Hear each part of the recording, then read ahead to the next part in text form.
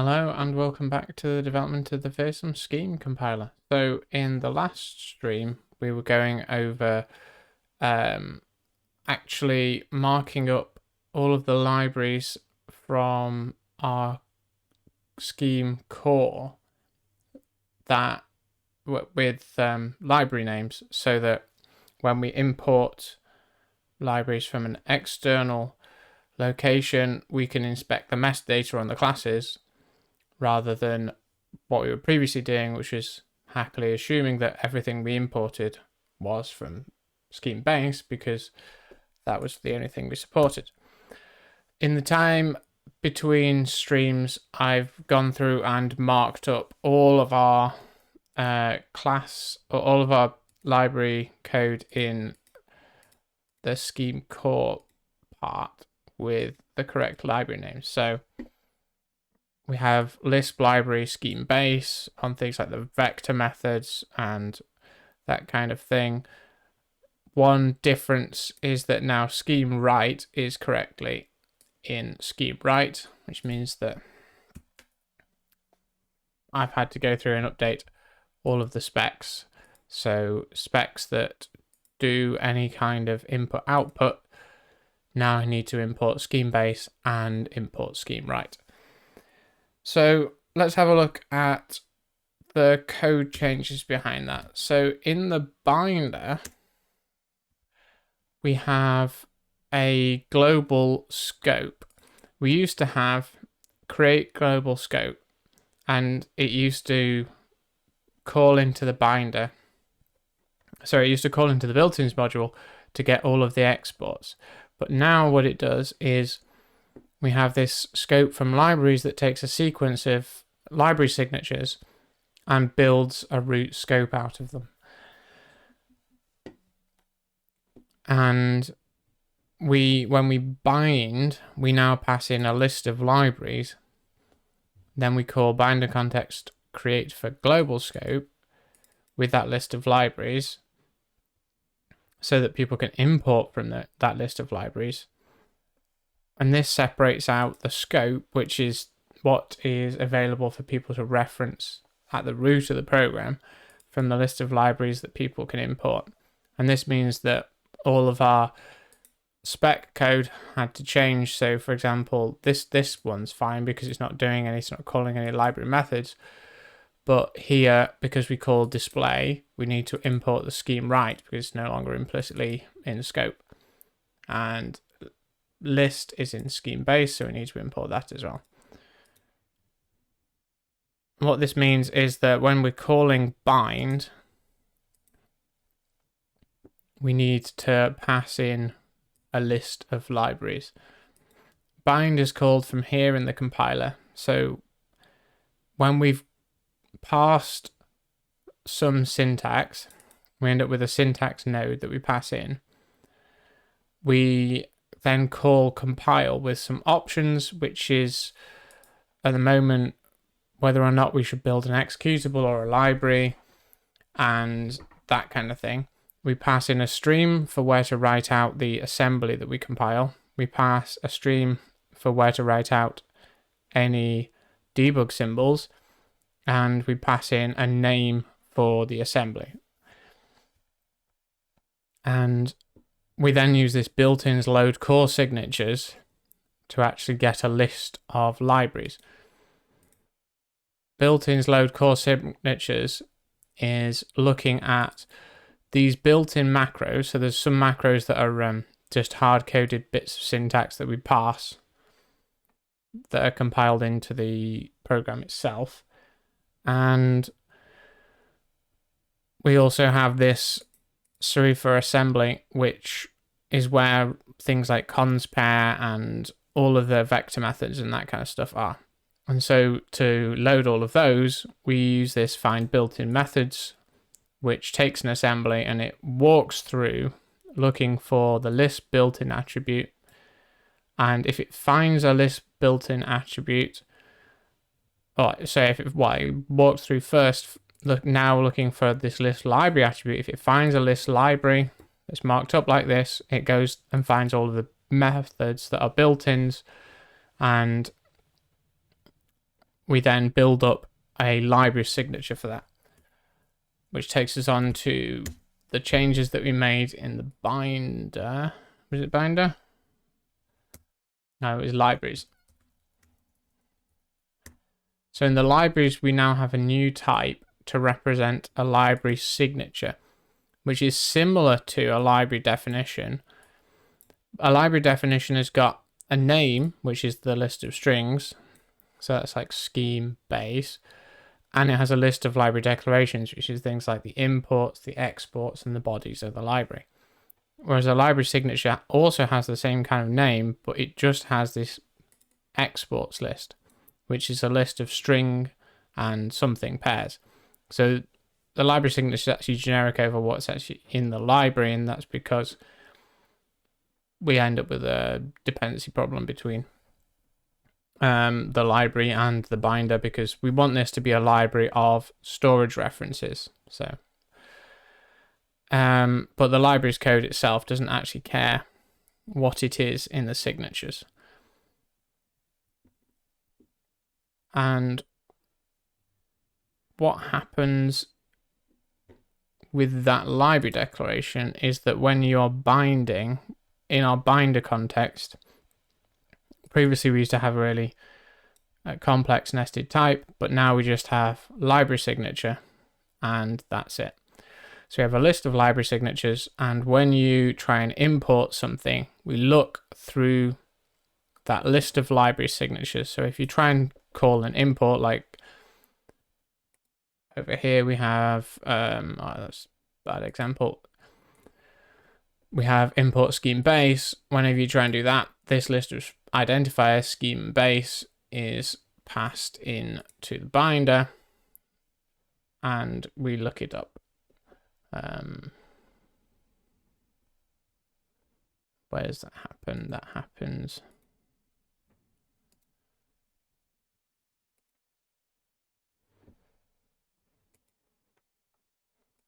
we do libraries resolve import, and then we import it into the scope with yes, this is because when you're in a when you're at the root level, you want to import from your list of libraries, but when you're in a nested context, you want to import from the parent list of libraries, just because of the order in which we process these import declarations.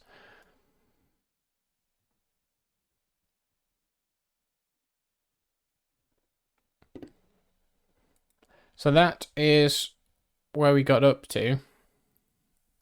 The changes for today are, if we take a look, I'll run the test so that we end up with some compilation output that's up to date. And we'll have a look through the IL that we generate for one of these libraries. The plan is that we want to do three things really. Mark the compiled output with library names. So we want to know every time we compile them down, we have the scheme, like the list of strings that represent the scheme library. So if you're defining a library called foo, it would be the list with just the identifier foo. And then we want some way of getting that onto the compiler output so that when we do our reflection later on, we're able to identify what library we should, like what's the library signature we should make. We want command line options to be able to specify a list of assemblies to reference, and then we want the ability to actually bring those assemblies into the list of libraries that we pass in when we're in compile, which might need a little bit of tweaking in the way that we represent loading and storing from globals, because at the moment I think we just assume that the types and properties always exist for those globals, but we'll see how it goes. Right. The tests failed. Interesting.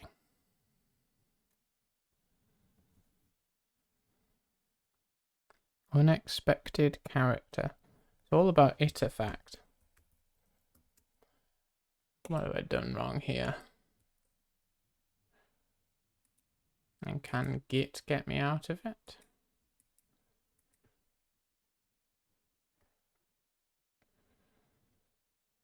Line 1, column 36.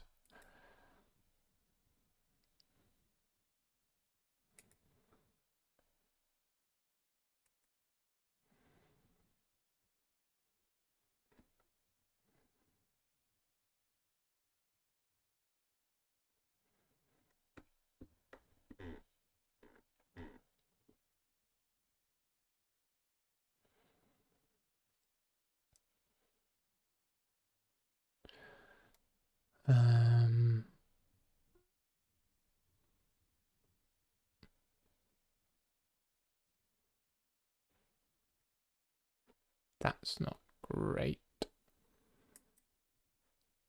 I think we need to trash this binaries directory. Looks like it's got some badly named stuff in.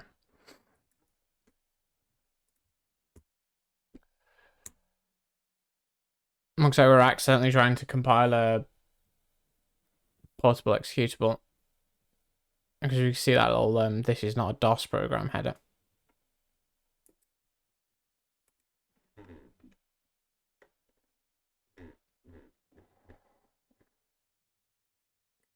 After a good start.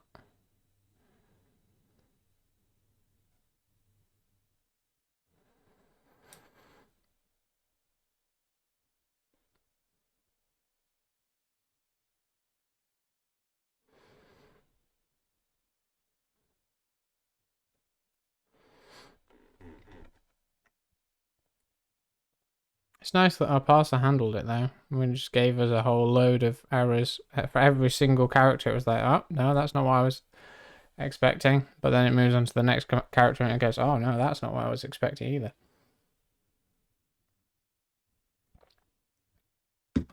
Right, we now have some output. So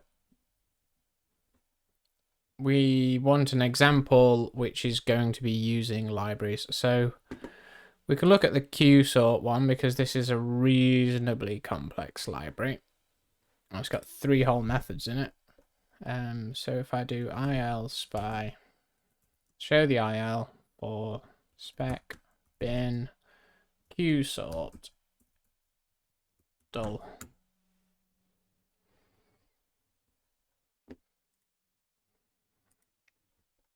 This is the library that we are currently generating. So we have the library body class, which corresponds to this bit down here, which is the root scope. And then we have our library type, which is all of this.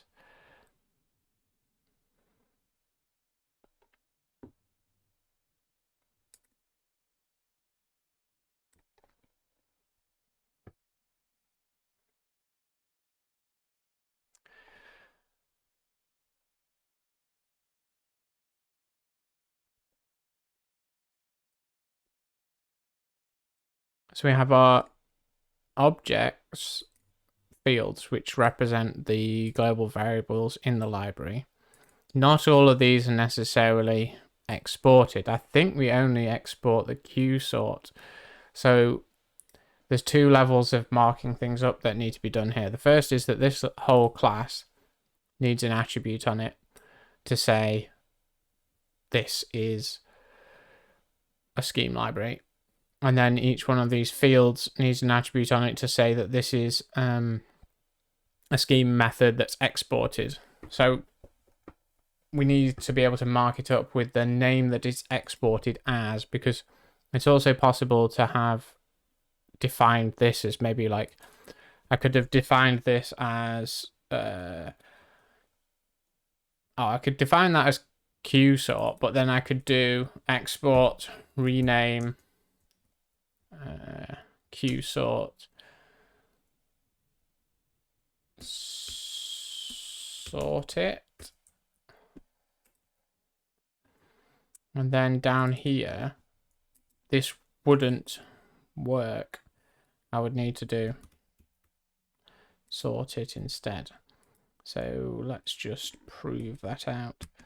I've got a new script, run spec. So if I do run spec q sort, that should find a spec that looks like it's named q sort, compile it and run it. That way we can see the output. It also has to compile the compiler first. Yeah. And that is this here.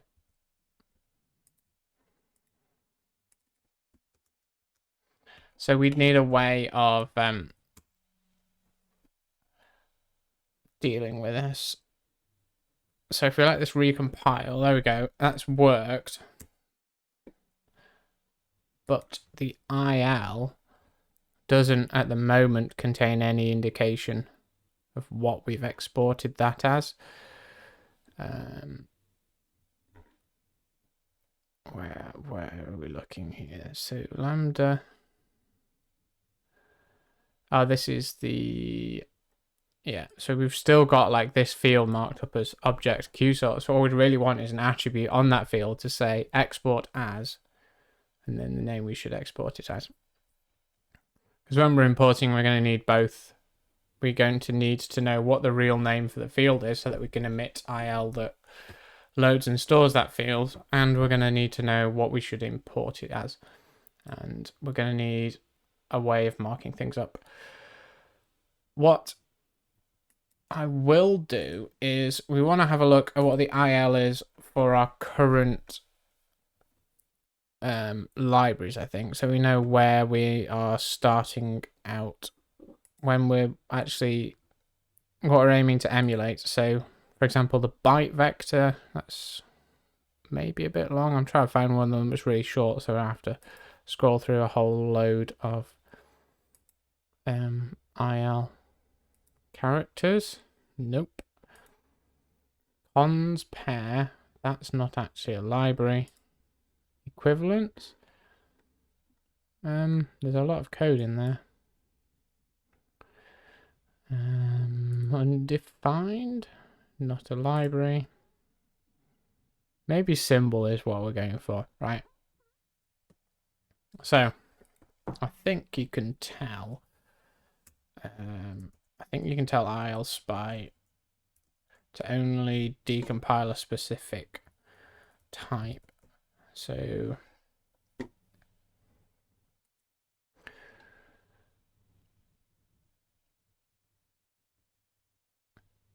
show IL with sequence points.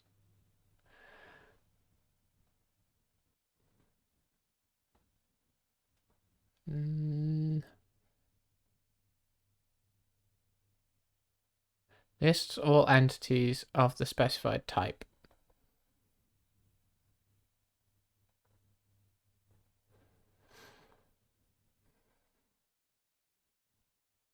-T. So if we do IL spy show IL for the type, we chose symbols in source, Serifa, bin, debug, standard.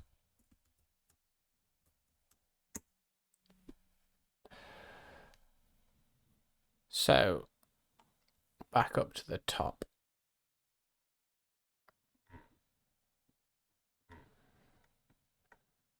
Even there's still a fair amount.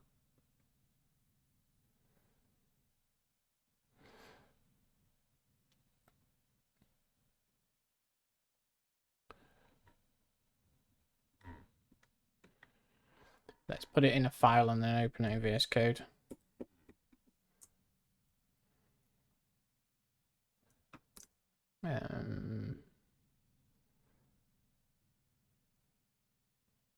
Symbols IL.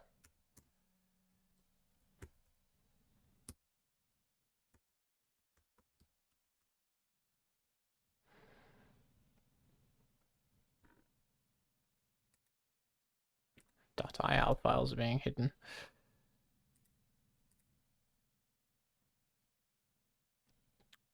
You can show me this with syntax highlighting.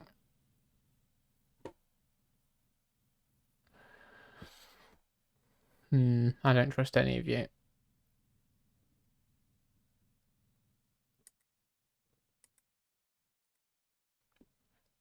So we have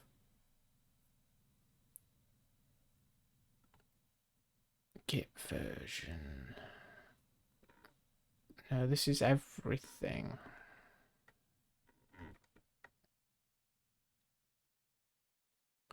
Do I need to specify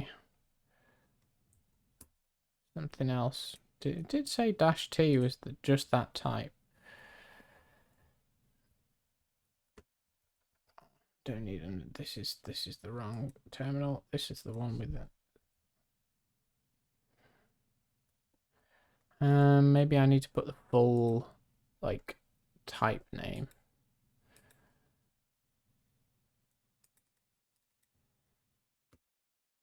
Which is going to be that. I've made a mess of that.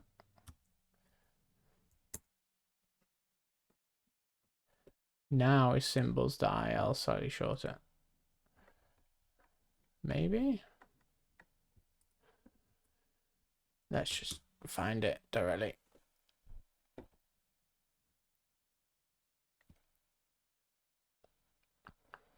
So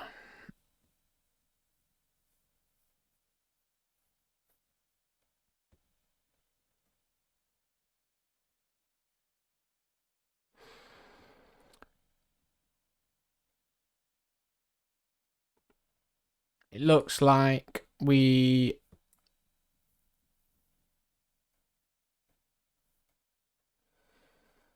so we've got the attributes. The attributes have got some kind of serialized representation of their arguments in the IL. So we need to look into how we encode that. Then each method has this again attribute. We already have some code that generates attributes, so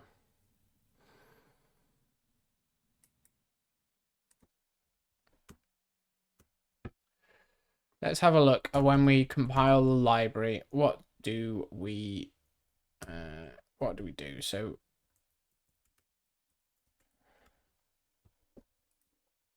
when we call emit library,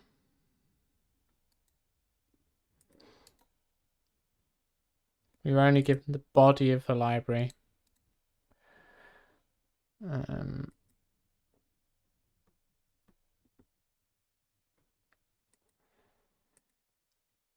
So we probably want we're going to want to pass down the exports when we bind it.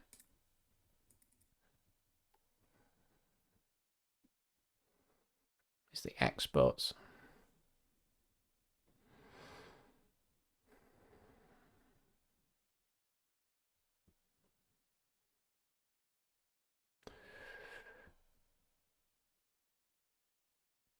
Lookup export.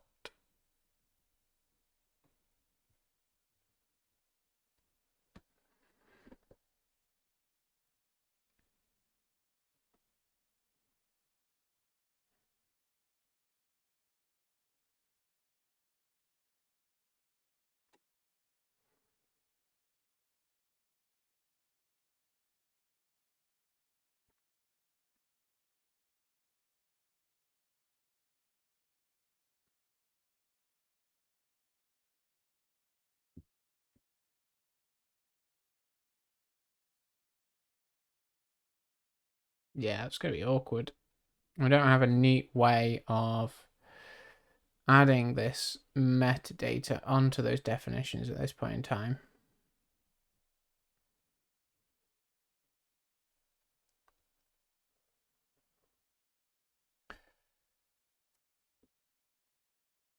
I mean, we could pass the whole list of exports down.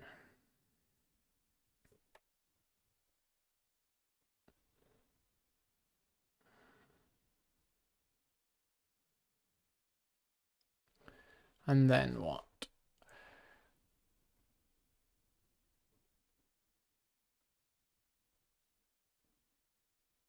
when effectively what we want is when we're in the compiler and we're remitting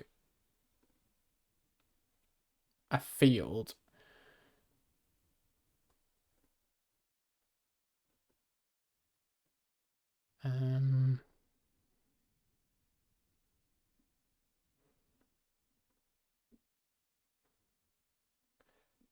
what would we need to do? So we already we have like gonna be a storage ref global.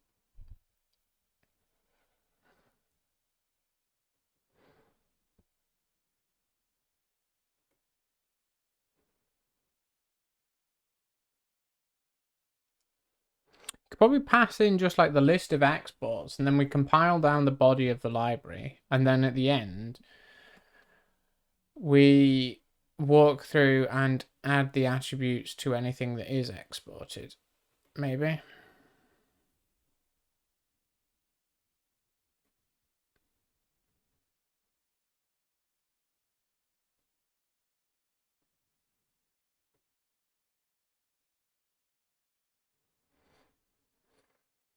Is this ensure field that we'd ideally, this is where it's going to fabricate the field definition.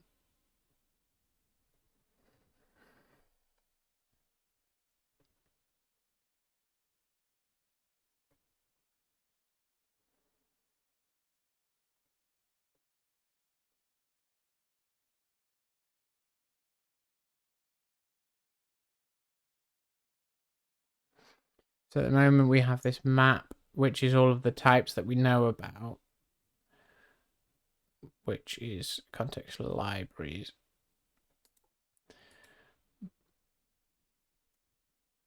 Type definition. What we could kind of do with is libraries would become a map of string to type reference, because we'd want libraries from external places as well, just like initializes is just a method reference. It's not type reference. What is it? Let's go find out. It is type reference.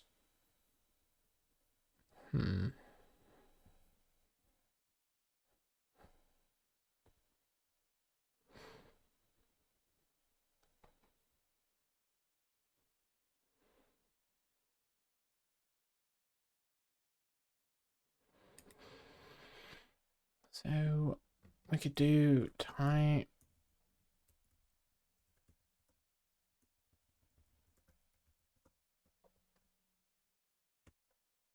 What is that going to break? It's going to write down here because it's going to say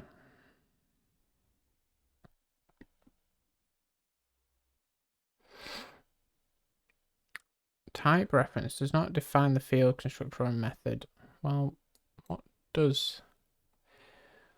does type reference have?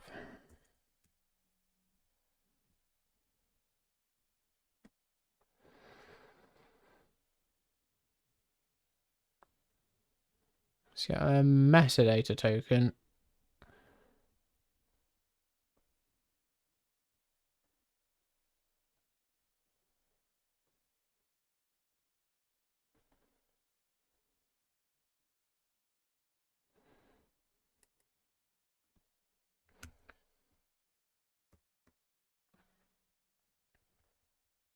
Pinned. We don't want to.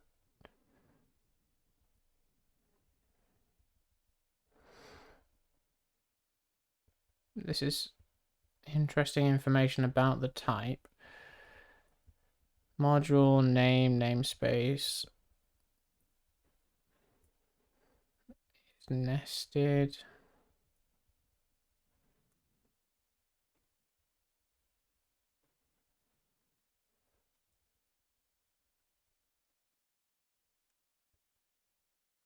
Get an element type would be if it was an array.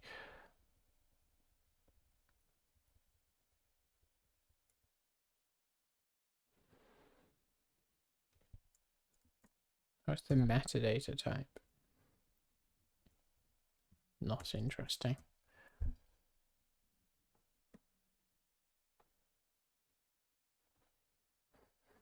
Yeah, let's just leave that for the time being. See if we can focus on adding the library level attributes. So to be able to do that, if we go back to the binder, we're going to change the representation of libraries in our bound tree. So at the moment, a library is a string, which I think is the mangled name.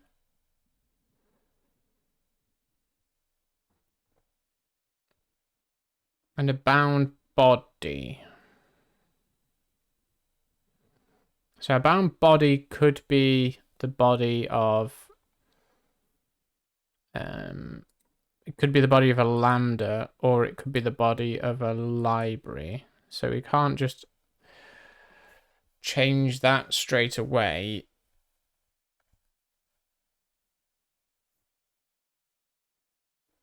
Let's just, let's try adding a string list.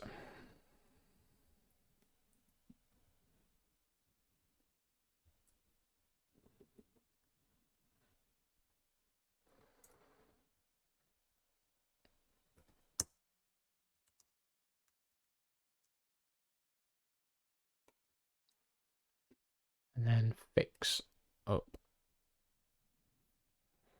So it's going to have the library name mangled.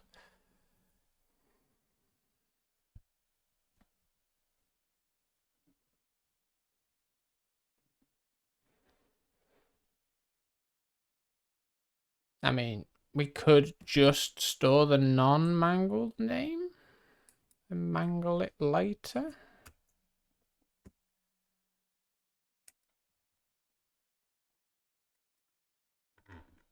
I can't imagine it's going to be too costly of an operation. It's probably going to be better to store the non-mangled version where we need it. Trying to think about whether or not we should make import have a non-mangled name as well. But probably not for the time being, because that would be more of a change.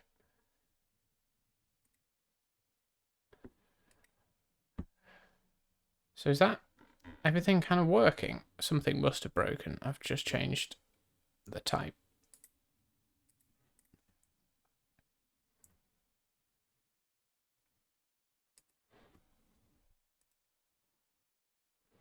So it would be in compile, I guess.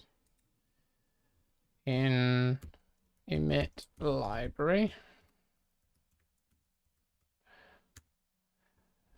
Context name. Okay, so you still think name is string. Why is that?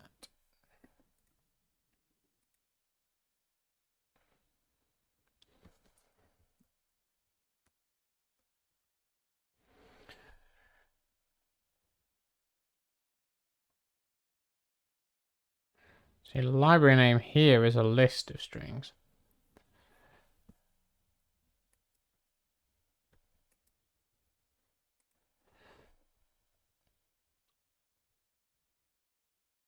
Okay, I think this is INI just not quite being up to date.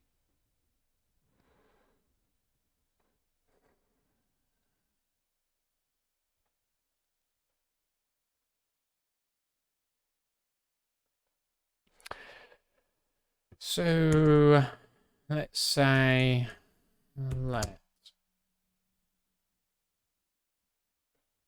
mangled name.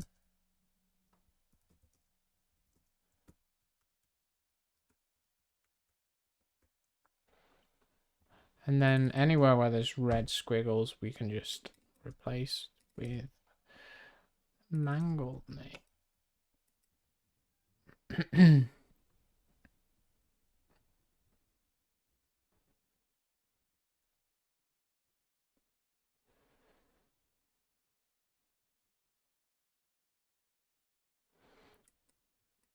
Maybe.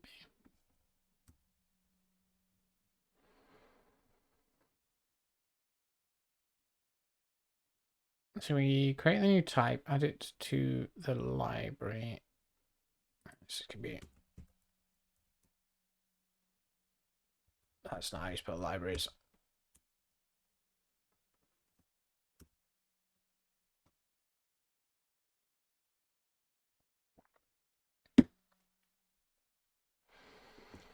So we create a type definition.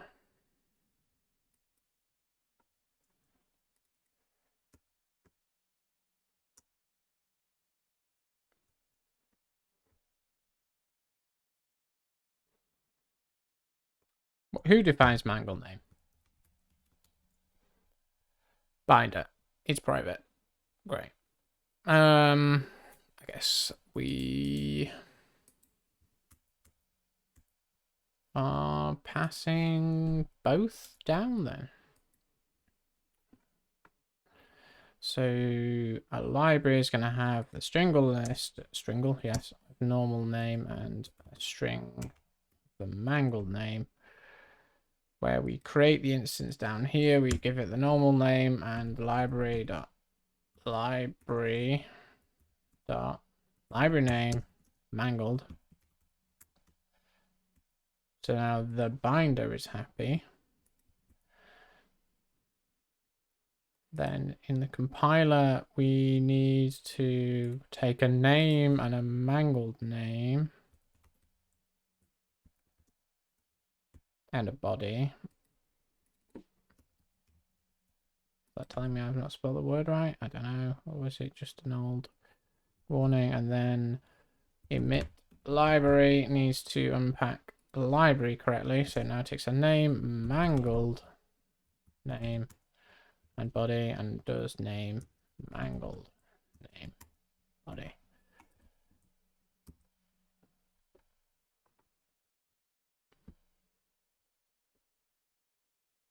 Fingers crossed.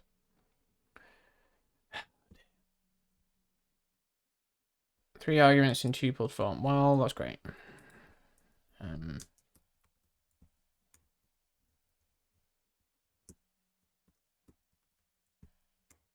Oh.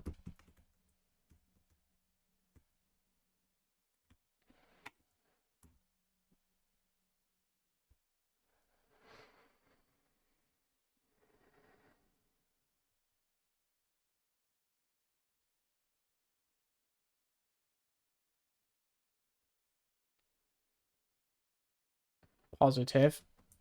Let's run the tests.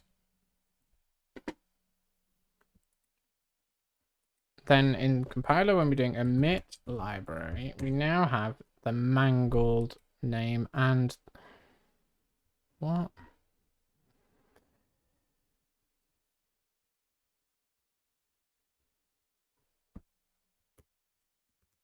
Did I just change quick? I did change quicksort, didn't I?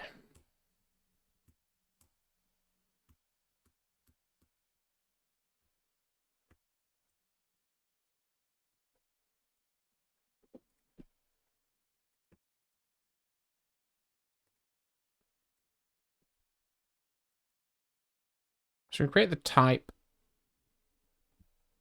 We create an empty constructor. And then I guess we want to do libty dot attributes dot add.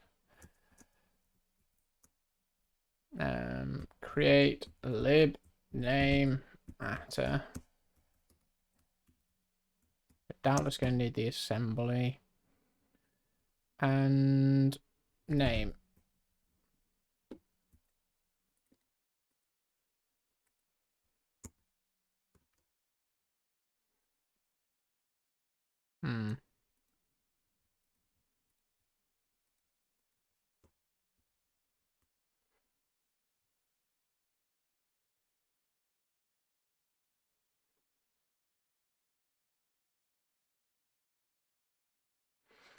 we aren't going to have the attribute type if we do it in this IL helpers.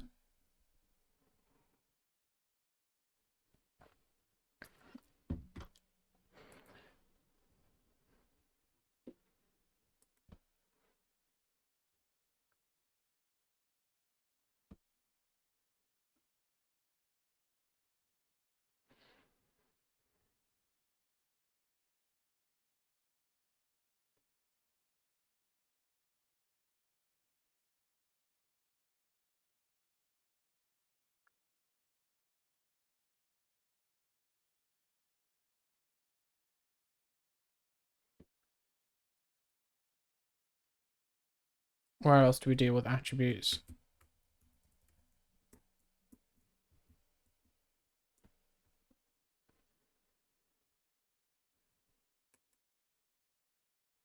There.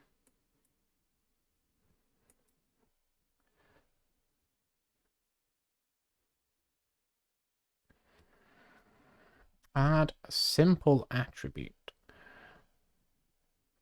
Okay, so add simple attribute is just taking a type which has no constructors.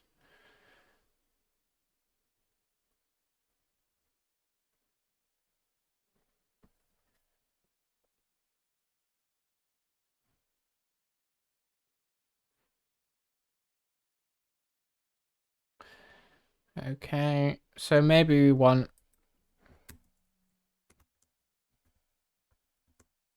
mark with library name.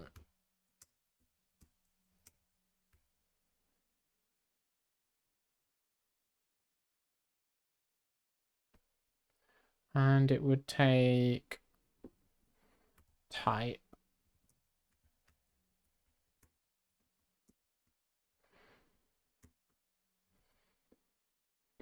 Then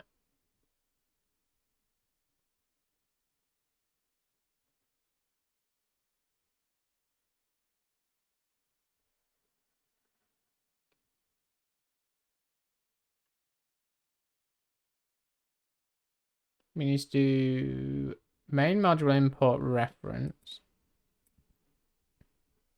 which we can do by doing type dot module dot import reference. We need a reference to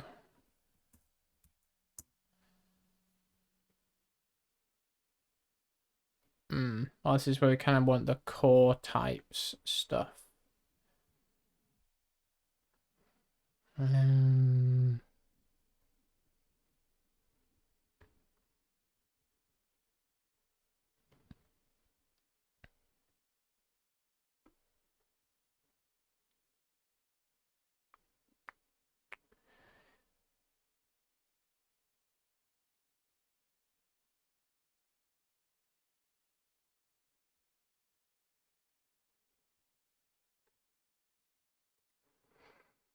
This is a good context as well.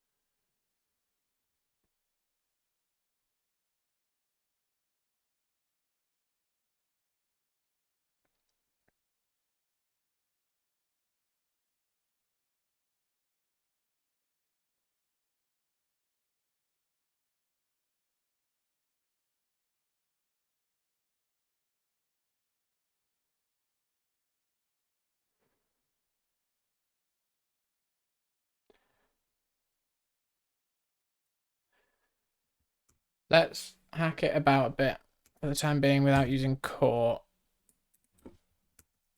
So rather than we can actually just use type of like the others. So the attribute would be something like this.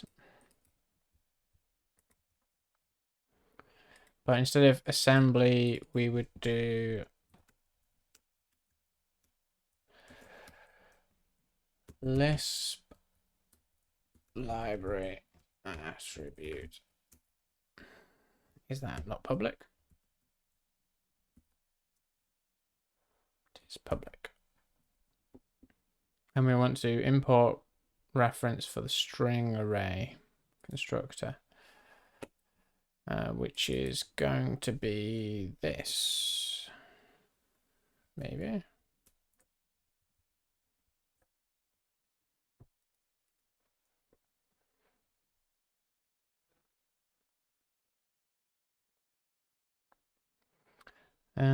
Block following left is unfinished. Well, we'll just end with that. So if we have the attribute, we can then do atta.constructor arguments and custom attribute.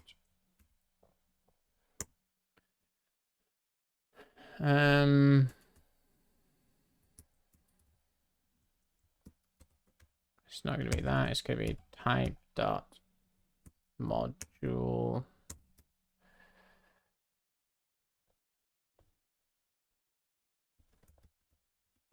Type system. So we have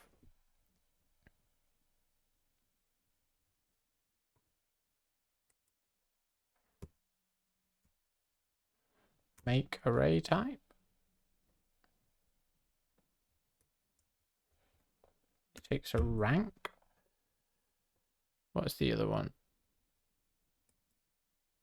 Okay, just empty. Fine. We'll take that. So we want the constructor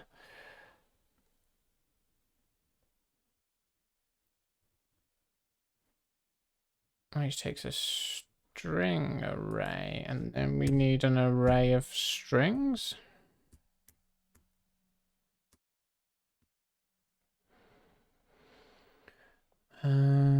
Which I guess means we need to take the name, and we can then do array of list or of seek or something name.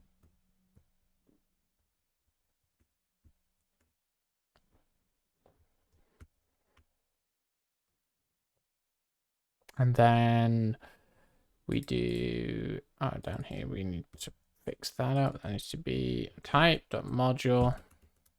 So we import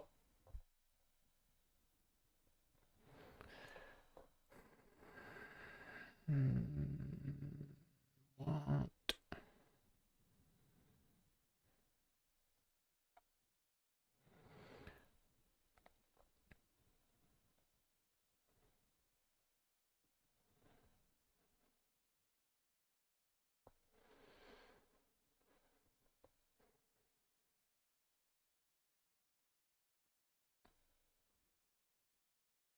Type of get constructor.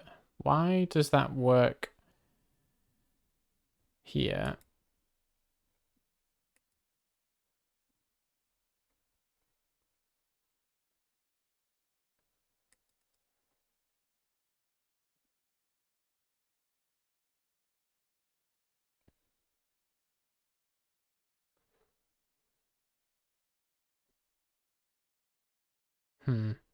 Something's not quite right.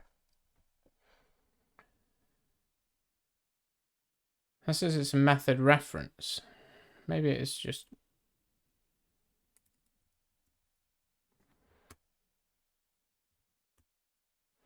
Maybe it's just a bit confused.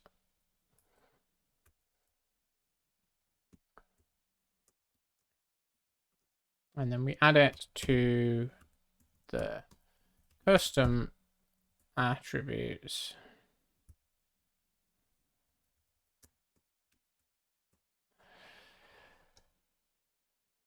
And that can be it, I think. I don't actually need that unit at the end either.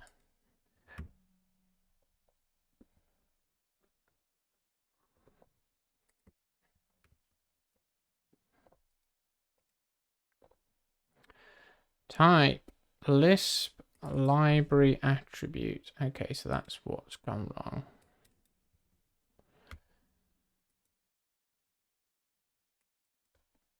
It's because it's in attributes.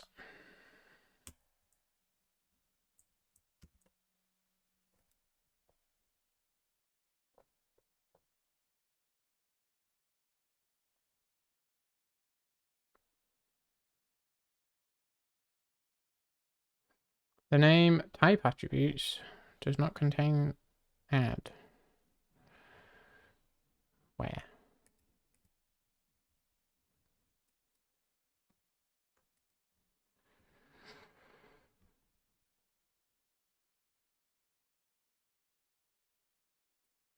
Okay, so I think we want mark.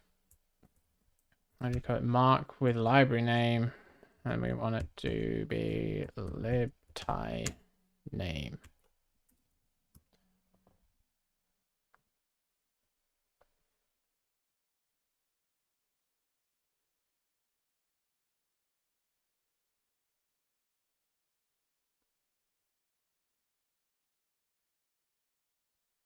So fingers crossed.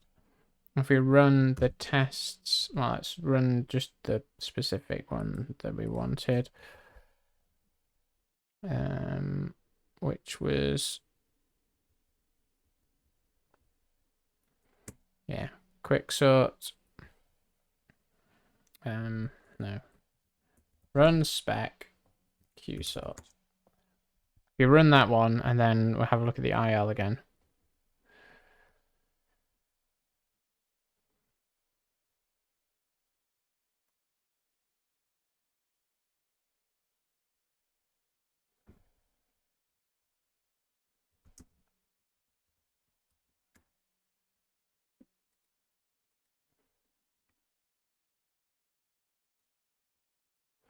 So we have the Lisp program and we have the environment. Where is the type I care about? Here we are, the actual library itself.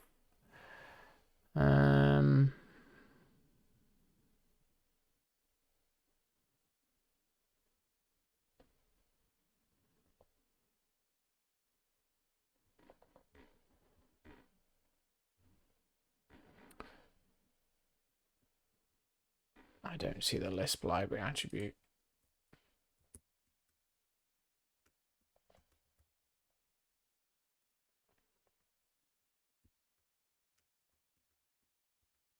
Nope.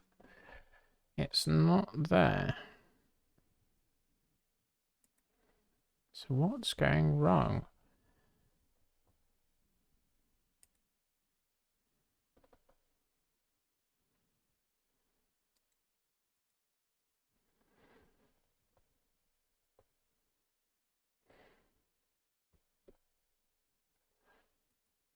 Let's see if we can find out with the debugger. Compile. Spec. Q sort. No.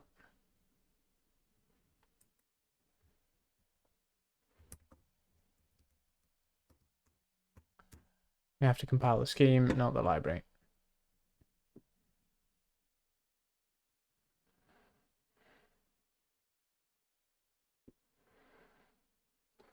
Okay. Let's get rid of these breakpoints in the binder. Mark with the library name.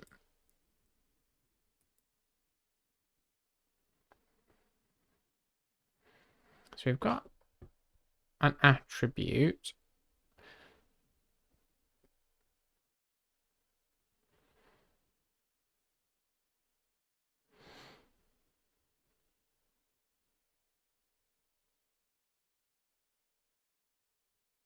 That is the right assembly.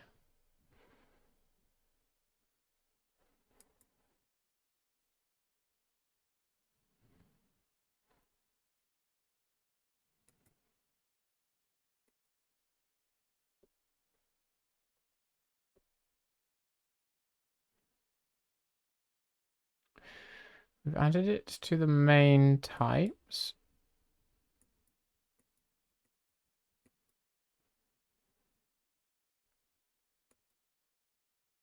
Am I just looking at the wrong output or something?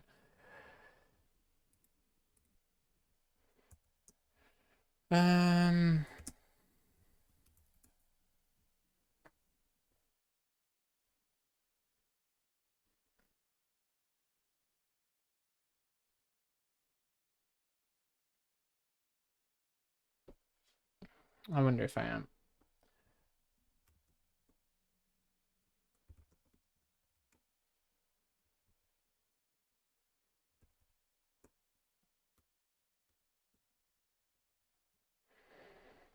I'm in the debugger here. I should be in this one.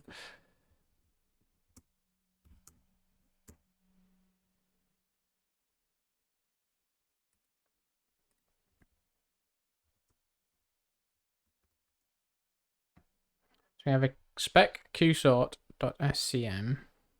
We have the snapshot for it.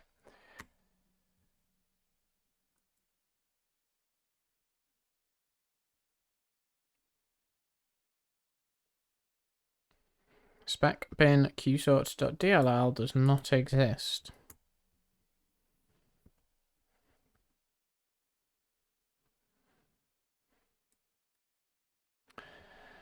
Which is interesting.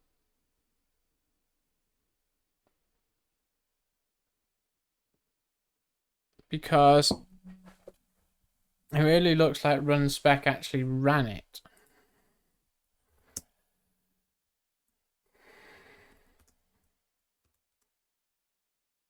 So it's called qsort.exe. Okay.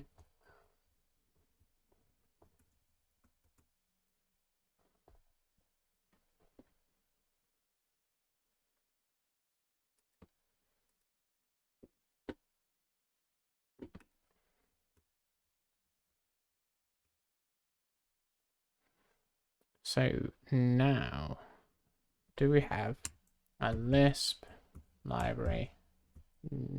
Yes, we do. Lisp library attribute. What is this? There's a metadata token or something.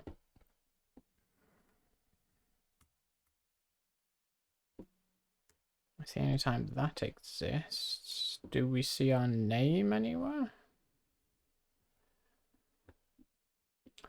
Let's do non-IL. So if I do IL spy spec in qsort, IL spy can have a go at trying to convert it back into C#, which it never was. But it might make reading those attributes a little bit easier. Lisp library is null. Great. What went wrong there? So it'd be mark with library name.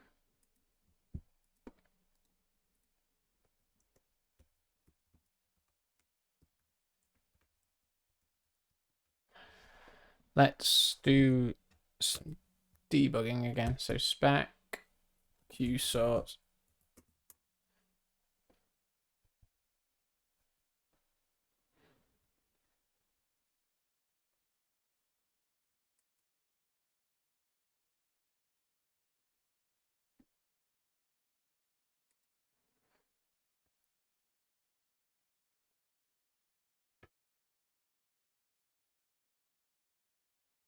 So name, what is name here? This sort.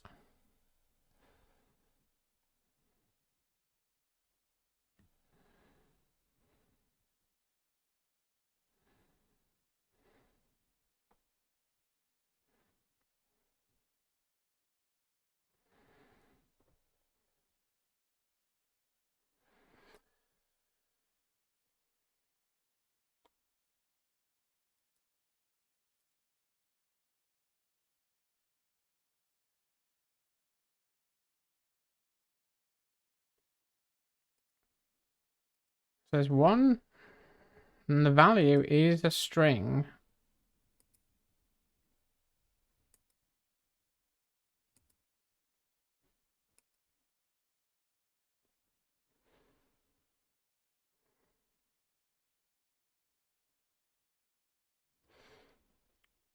If we go back to how this was all encoded in symbols, which I have to get to from the file browser because, oh no, I got rid of it. Being here though, in the history.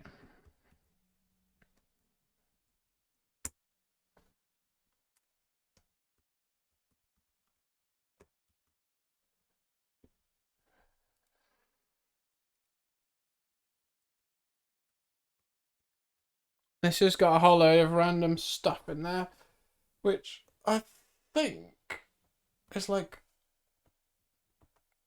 binary serialization of the attributes.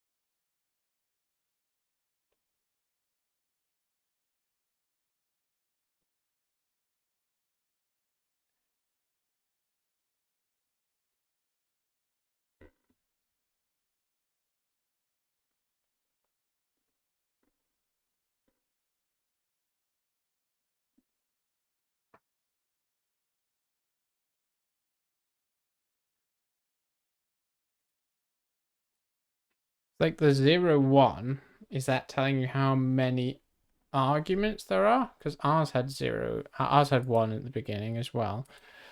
And then this looks an awful lot like an empty bit pattern. So I'm wondering if that's is that a 16-bit number? Then there's a pointer which is supposed to be a reference to something, but ours is missing. And then another null 16-bit terminator of some kind,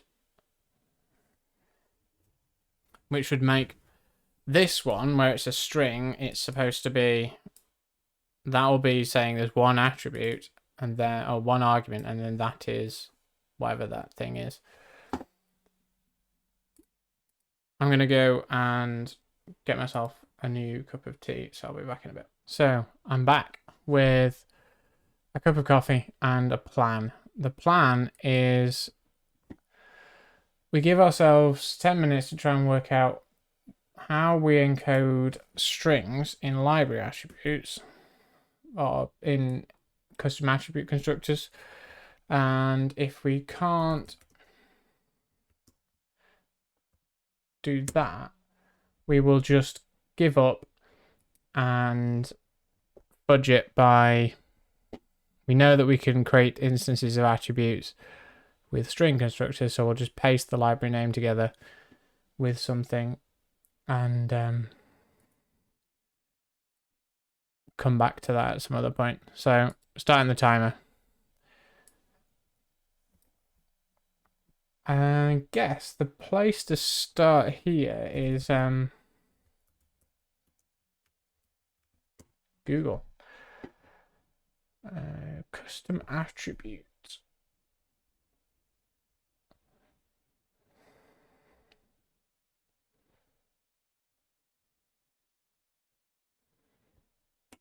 Stack Overflow.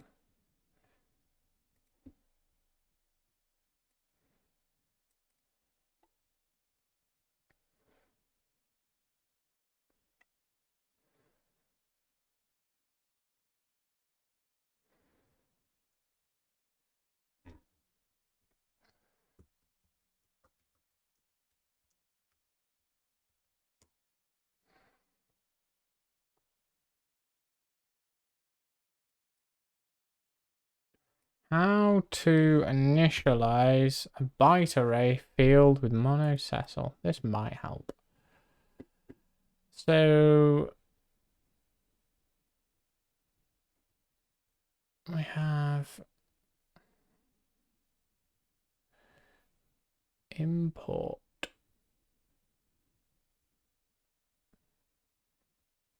we have a field definition and the type is byte array,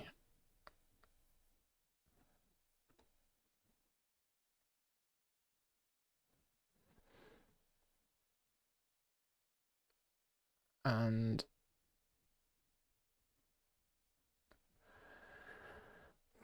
that's using a static constructor.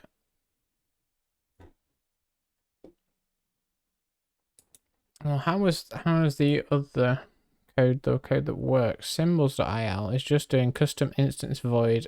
And does this 01 2D stuff mean anything? No. It's the only place that we see that.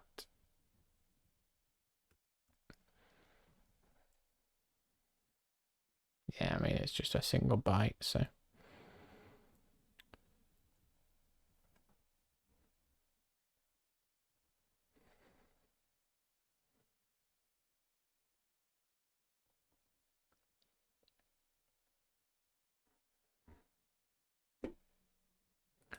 Are there other parts of the IL that we can look at?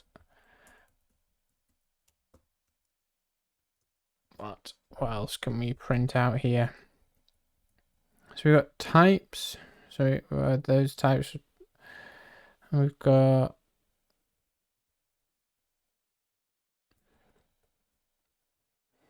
well, really, you can just filter down what type. So only show classes, interfaces, structs, or delegates.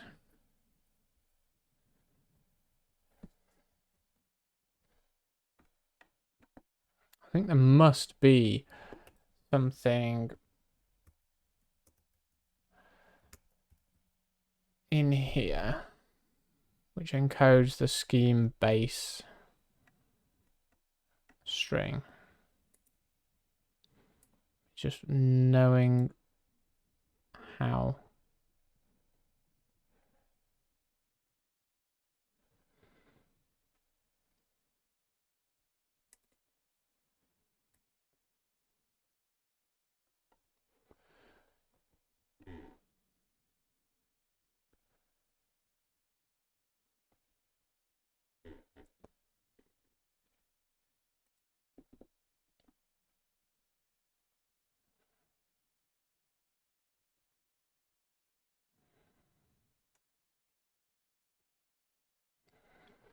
So let's have a look at the source then.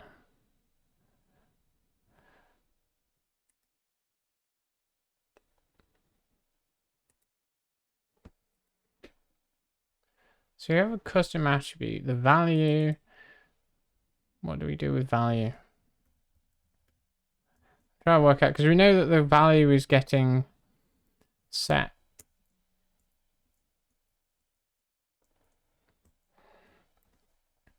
Correctly. It was a type definition.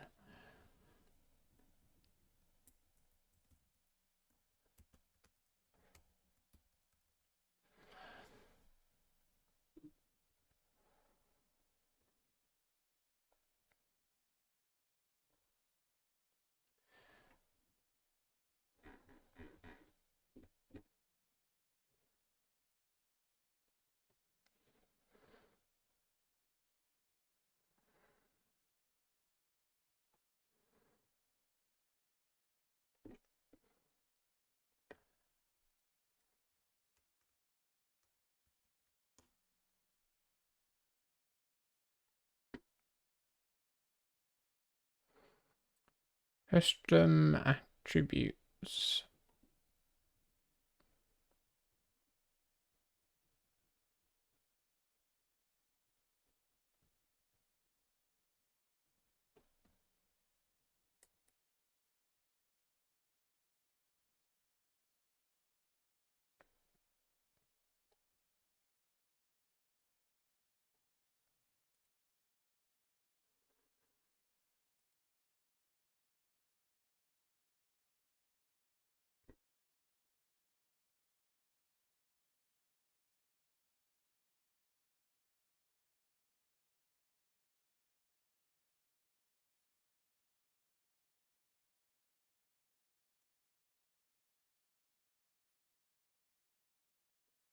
I think we had a part of the compiler where we had to end up encoding. Was it when we were doing lists or something? So quotes.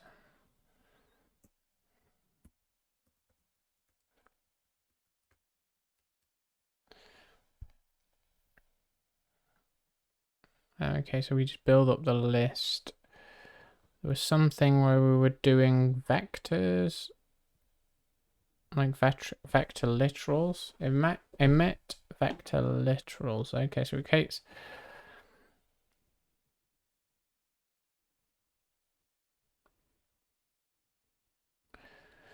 This was it. Create a static copy of the bytes.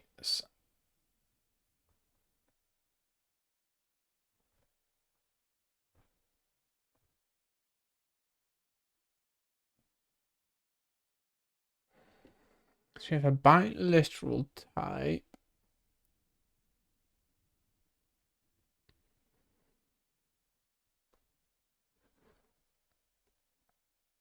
Which is a struct.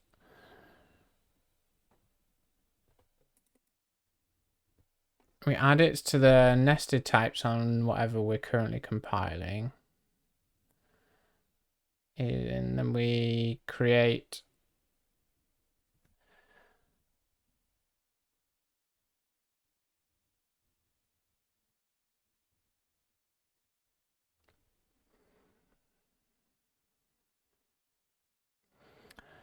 oh yeah, so I see we create like a new type that represents it being that's the same size, and we create an instance of that, specifying the initial value, and then when we want to initialize the array, we call the initialize array helper method. That doesn't help us here.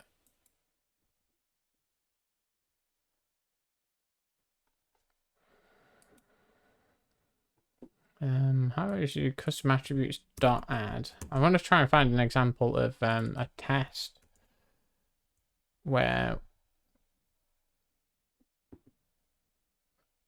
custom attribute tests.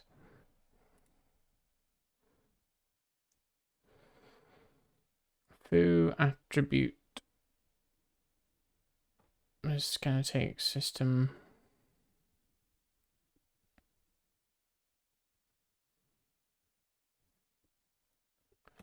int uint float long double.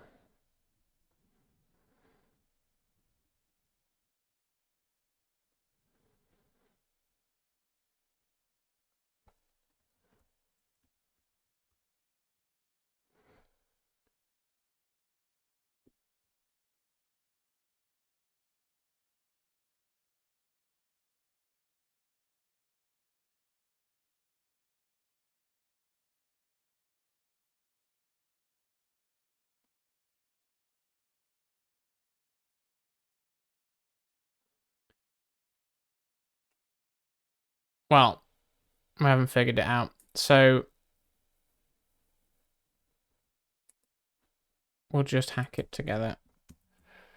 So in compile, so in the attribute itself, let's start by adding a new constructor that takes just a single string.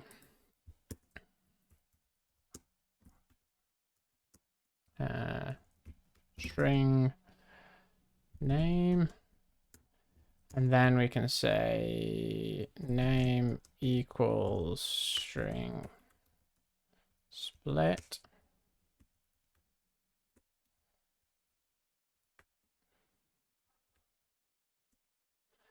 And we just need a delimiter.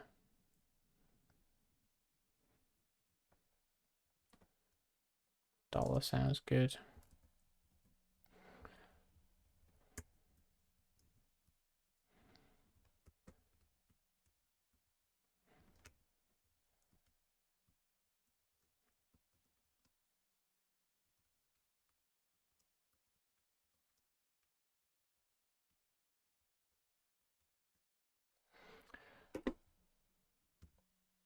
Then in the compiler, when we mark with a library name. Instead of getting the string array type, we get the string type. We add an argument like that, and we can do string dot concat using $. So we'll join the name together and do it that way.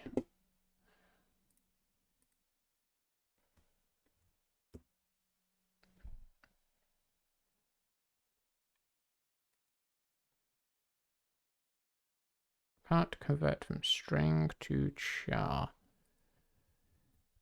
Well, I mean, I can.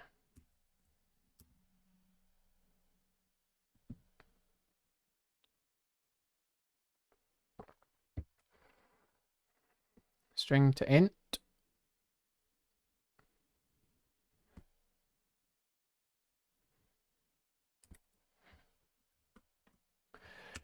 It's be name.split.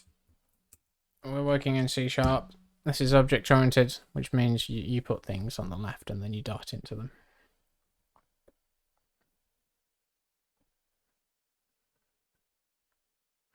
Well, this is going better. It's compiled this bit at least.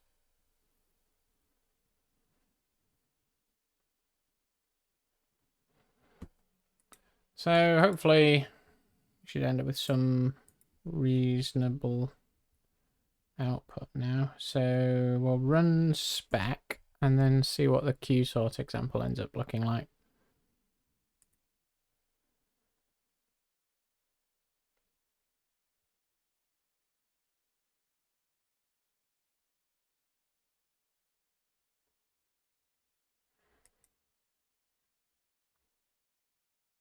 Well, it's got some stuff in there now. And if we look at the just standard disassembly, oh, it's going to be spec bin QSort. We should see our library marked up with an attribute. Yeah, so the library is sort.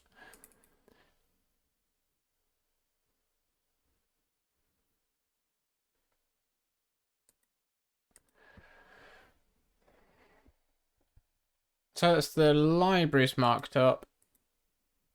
We probably want a new attribute to be able to mark up methods, because we've got list built-ins, but the way that built-ins are marked up is that built-ins, we mark up the actual method. So in this case, we've got equiv, and we mark it up with this Lisp built-in attribute.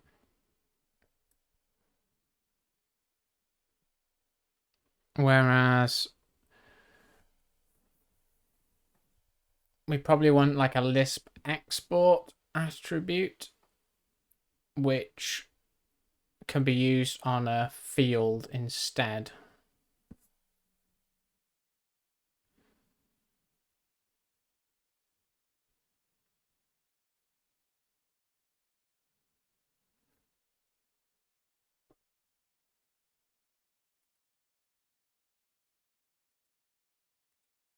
Then down, yeah, so we'll make a new Lisp export attribute. And we'll just copy the Lisp built-in one for the time being.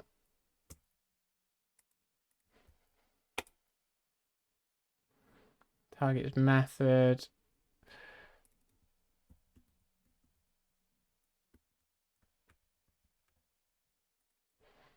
It's got a single name.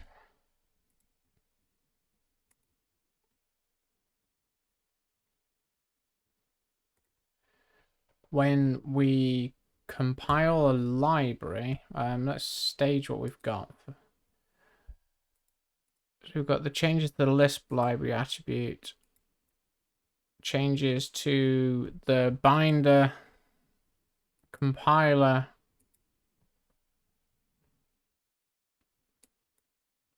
and the lower, which is flowing through the mangled name as well as the plain name.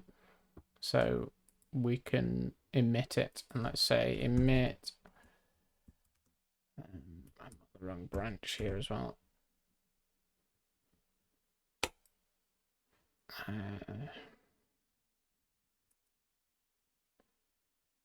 Is that?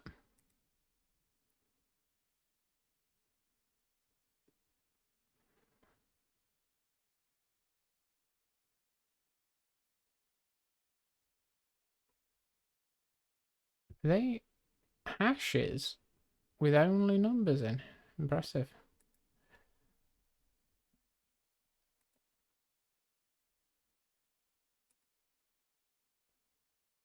So yeah, this is tag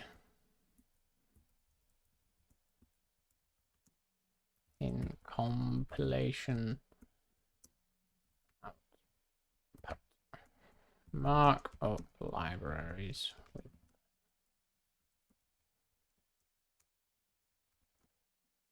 Needs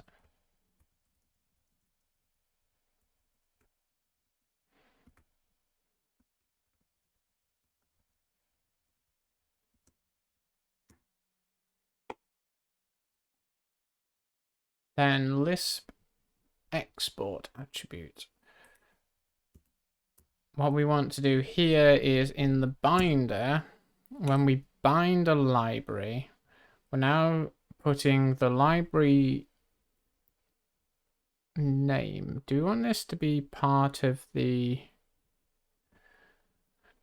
We want to take this exports array and pass it down so that we can use it when we emit the library.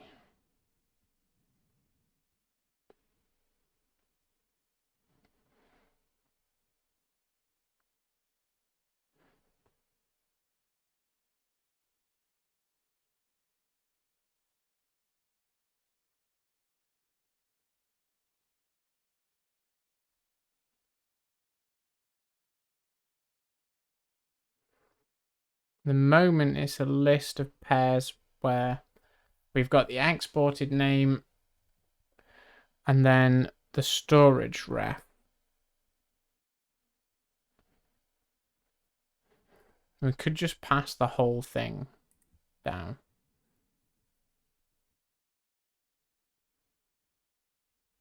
Let's do that. Which then means going to library again and flowing that all the way down.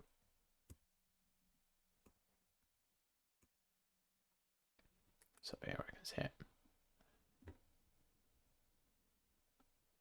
So it's going to be list string string.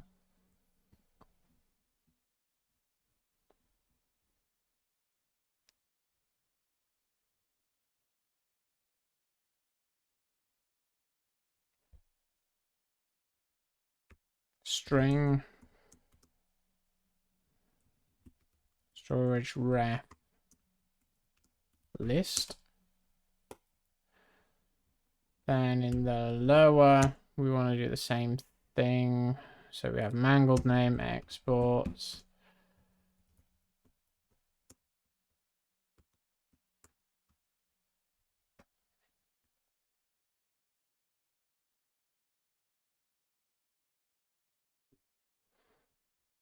Do we need to?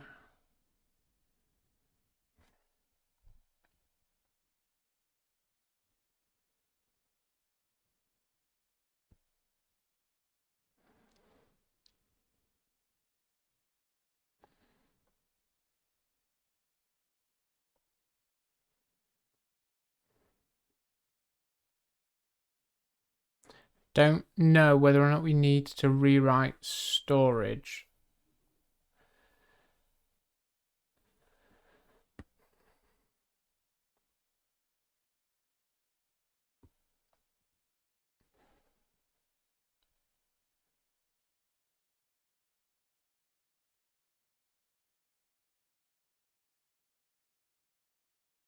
I don't think we should do, because I don't think anything should be exported from the library that wasn't globally visible.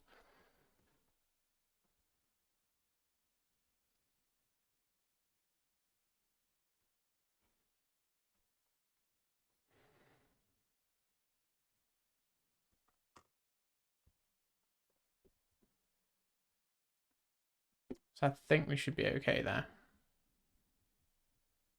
Then in the compiler,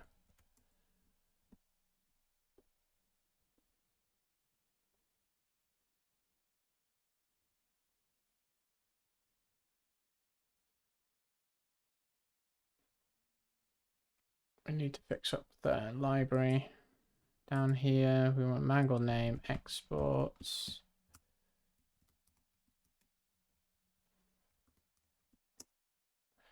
Emit library needs exports.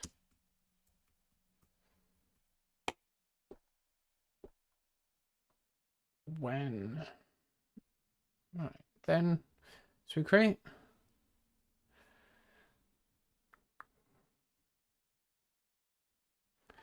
So we just tack it on here in the context.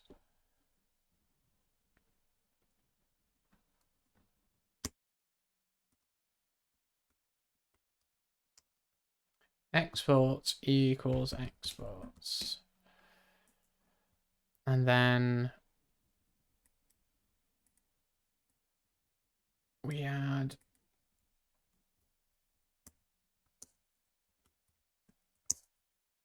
it's going to be a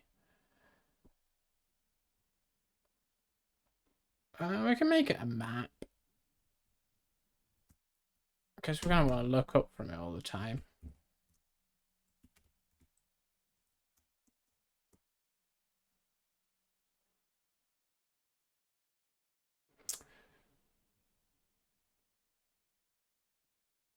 And we probably want to do it the other way round. We probably want to look up by storage ref, do we?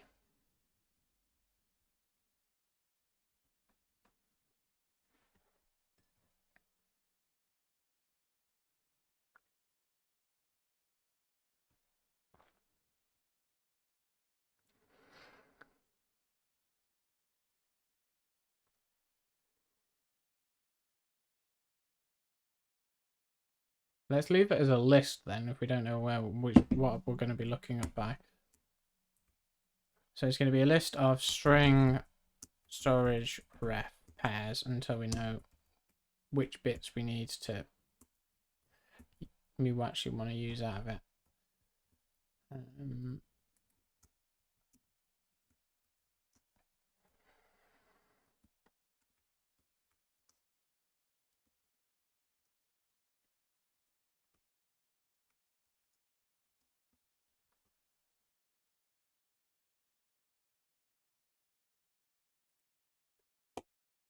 And when they create the root one, we want no exports, I guess.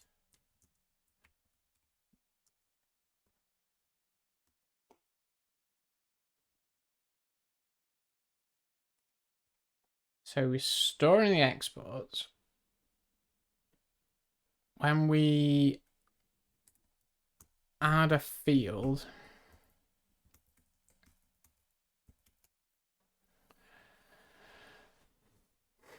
it's going to try and find the current type.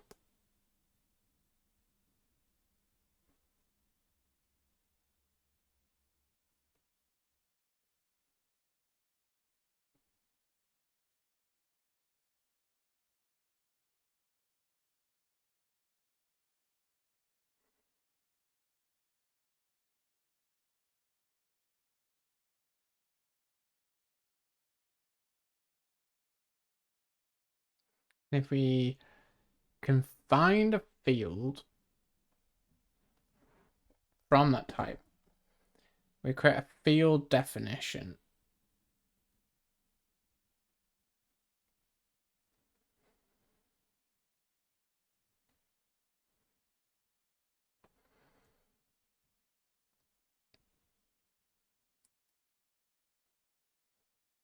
I guess what we want to do here is then say let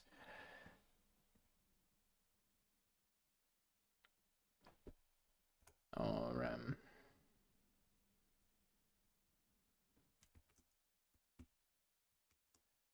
export equals list dot try find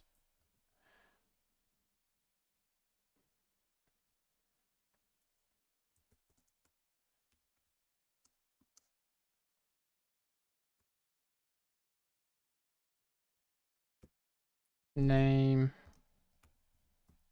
storage. So if we get given a pair of a name and storage, can we find one where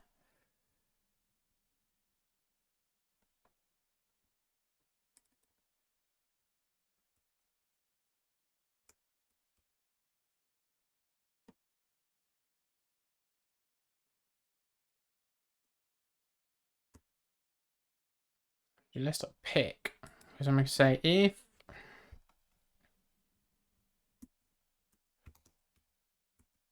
storage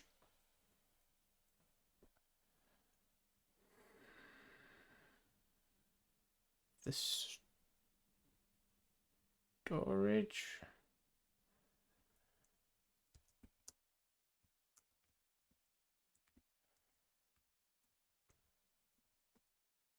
is global,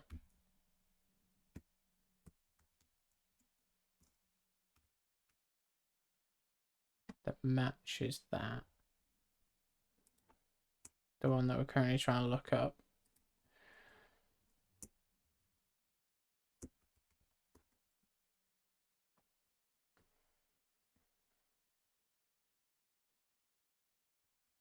We return sum of the name to export it as. Return none.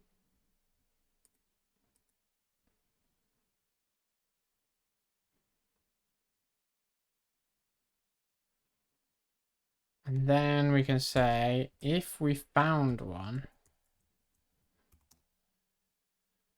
match export with some exported name. So if it has been exported with a given name, we want to add an attribute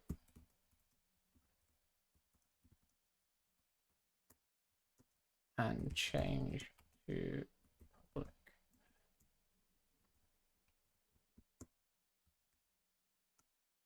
If not, we do nothing.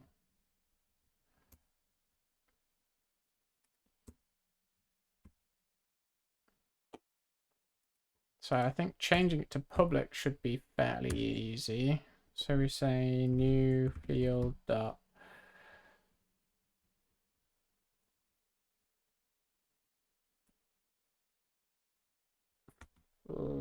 attribute.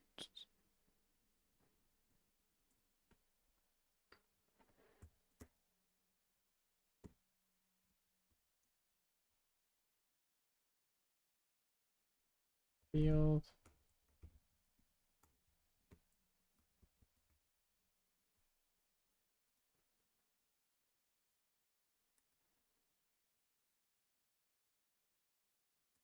It's not happy about that.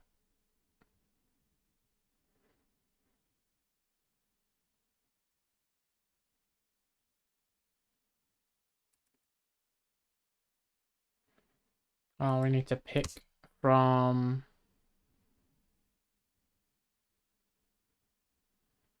context dot exports.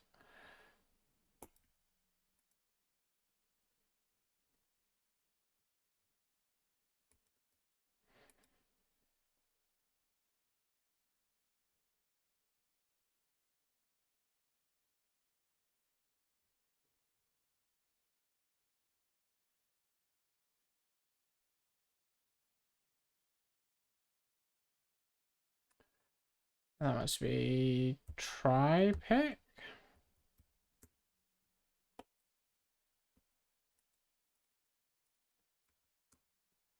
Attributes. What is it? It is a field. You can set it So let's do that.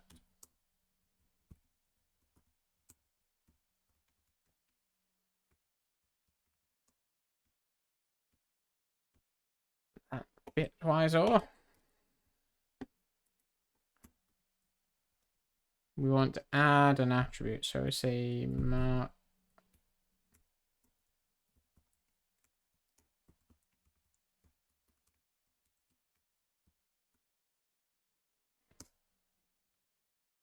new field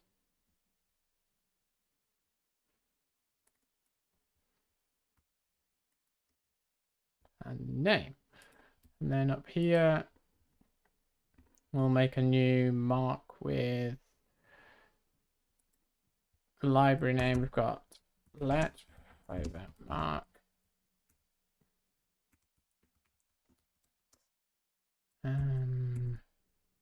field name.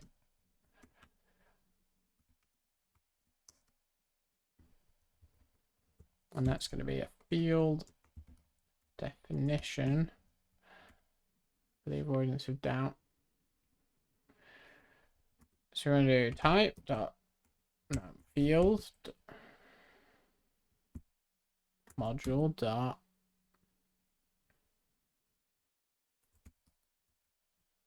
import reference type of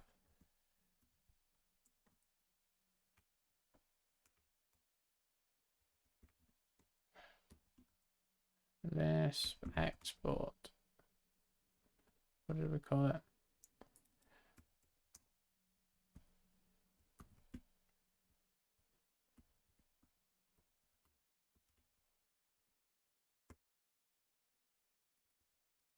This thing.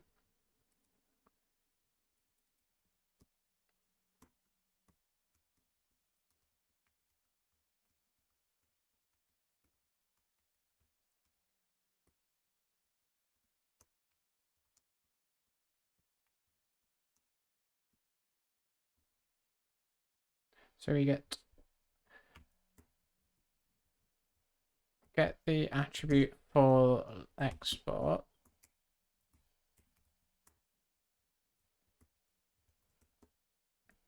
And then we do constructor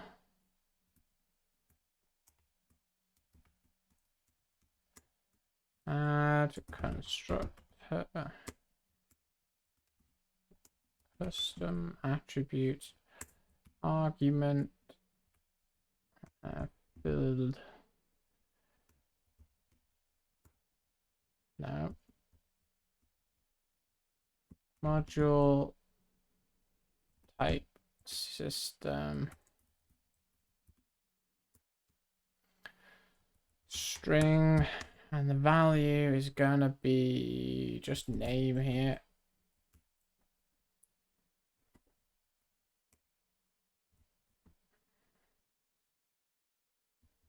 Then once we've marked it with that attribute,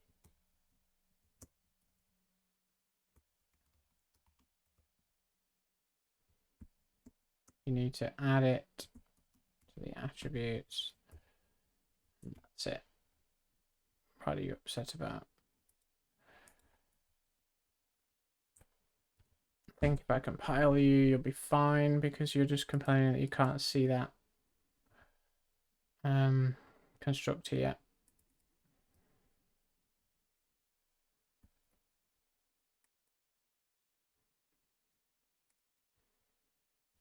Mark with exported name maybe, because we don't really care that it's an attribute that we're using.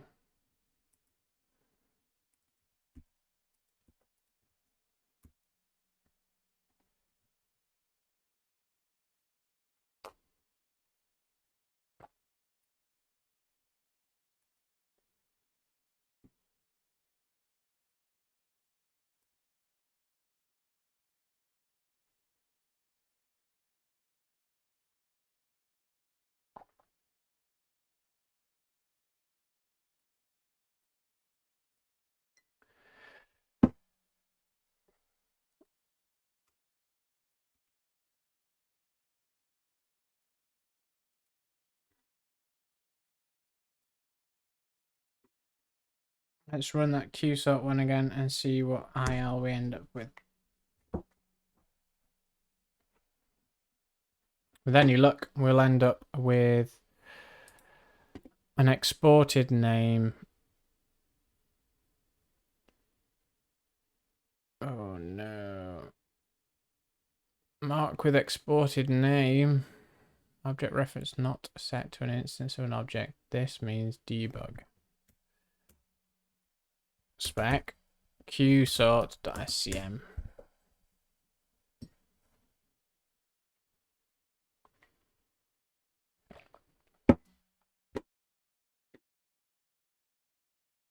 Come on.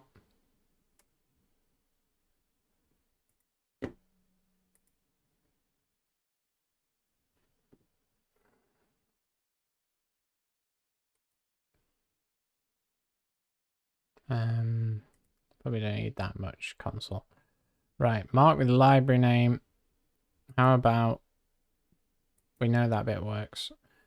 Field definition. That's a thing. That's a thing.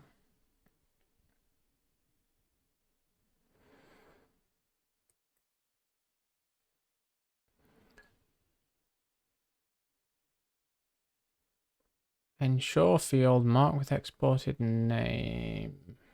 But what is null?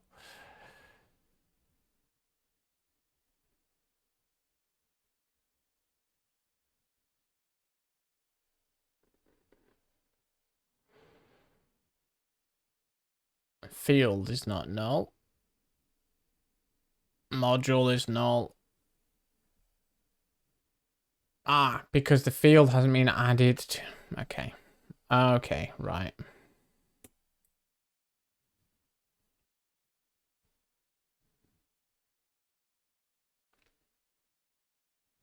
We could just move that further up.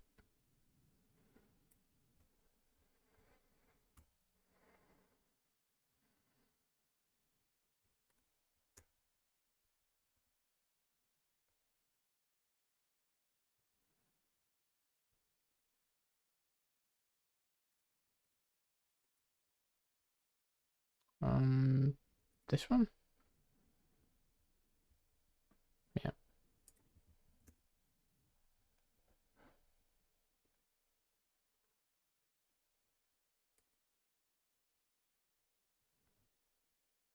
was thinking really hard. This better be some good IL.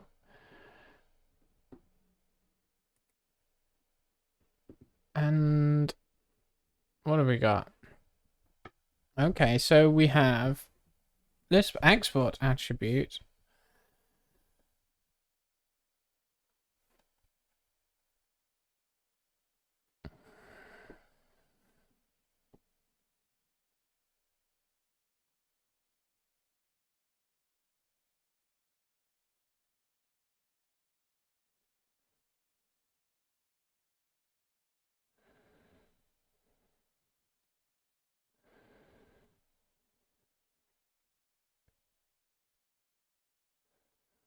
I think that's good. I think that means... it's working. So what have we got? We've got binder change to add that list of exports in.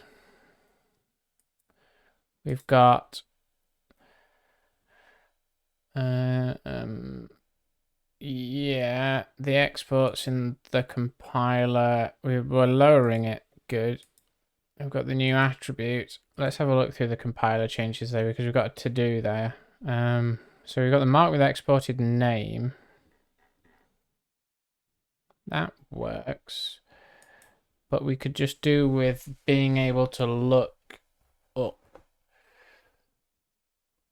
better.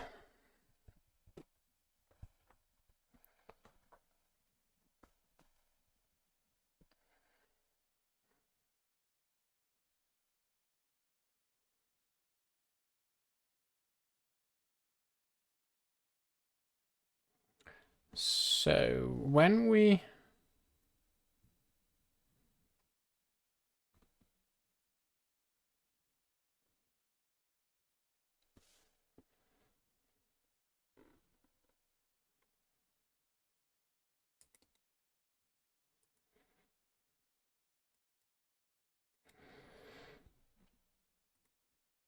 when we do this here, we've got this list try pick. I'd like to turn that into a map, try get value. So we're looking up by the pair of mangled prefix and ID. So I think let's change this to be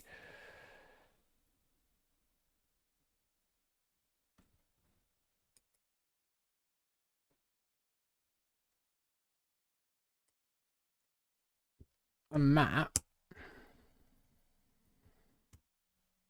And let's stop editing inside the Git window. Go do this properly. Close to the right will do. So this should be a map from a pair of string to a string. Because you want to look up by the mangled name. And then we can change this to be let export map.try find. Come on, where are you? Yeah. The key is going to be mangled prefix ID. And it's going to be context.exports.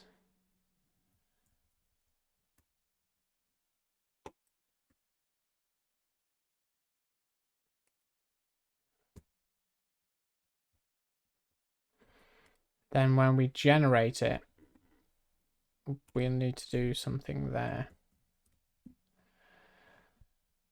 It's going to be in two places.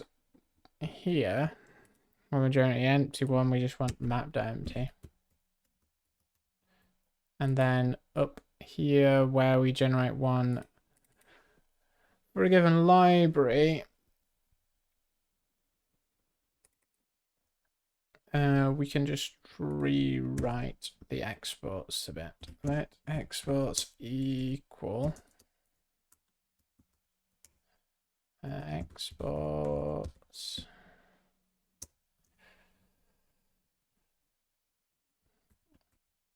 this dot choose. So if we choose any where the value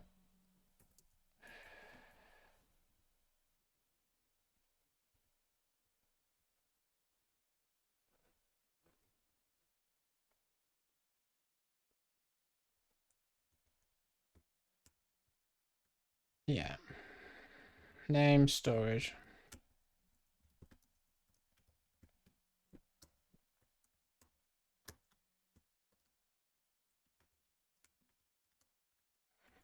If it is storage ref global angled ID, we return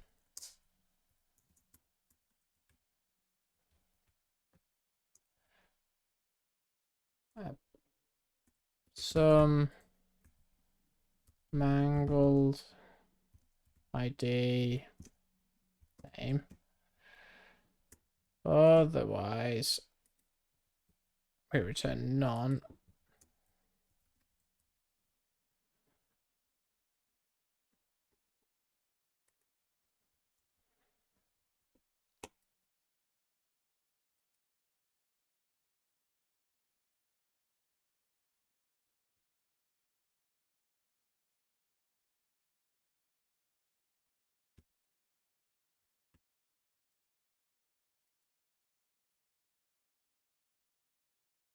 What are you upset about?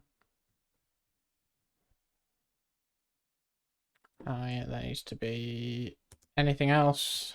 It's none.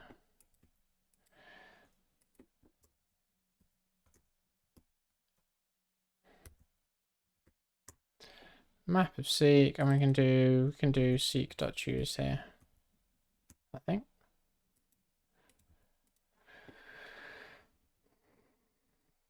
So we map it through, choosing out any that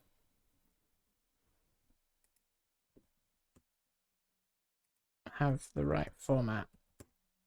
Now, do we still get roughly the same IL?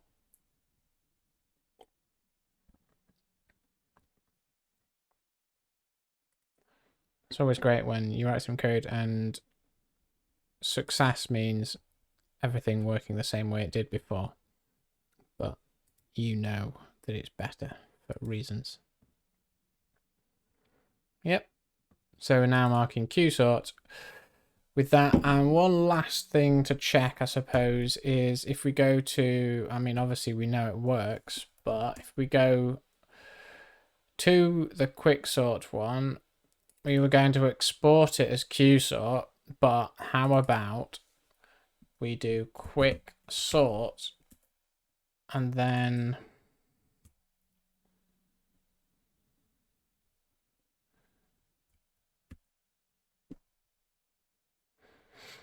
we export it as sort.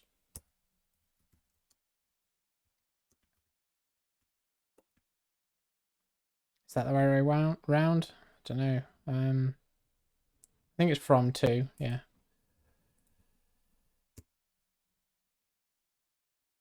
Ah, this is going to fail because I'm not doing change these calls. Yeah, missing closing. No, what? Ah, that needs to be that. I still need to fix these up.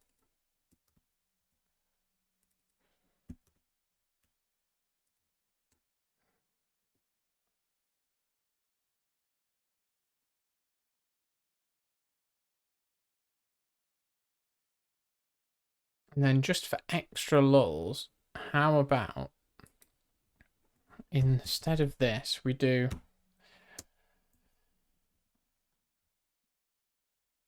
rename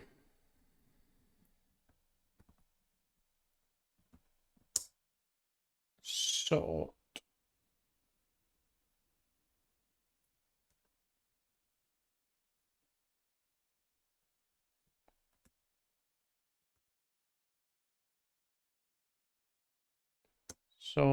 QSort quick sort. So hopefully we should end up with this working. So we've got all the different layers of indirection going on there.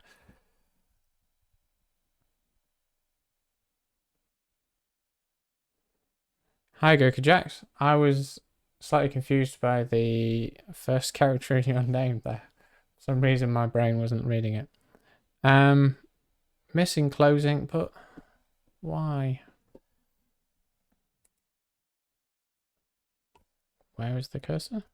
Here. So right at the end. And it's going to be in here because that's the rename, that's that, and then that needs to close the import. Okay.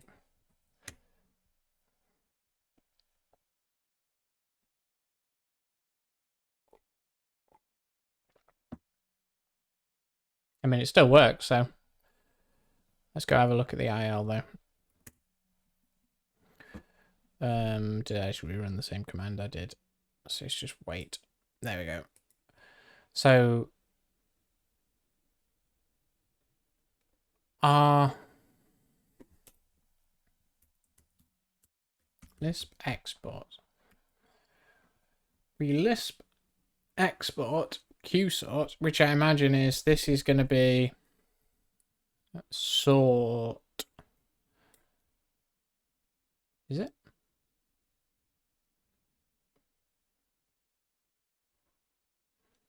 Yes, that is sort because this is the library name and that's the same string. I don't only develop using F#. I write many different languages. I'm currently building a compiler for the scheme programming language using F#.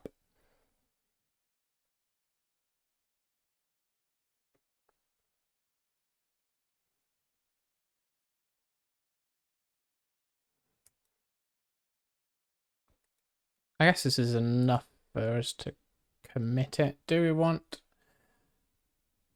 the quick sort rename stuff?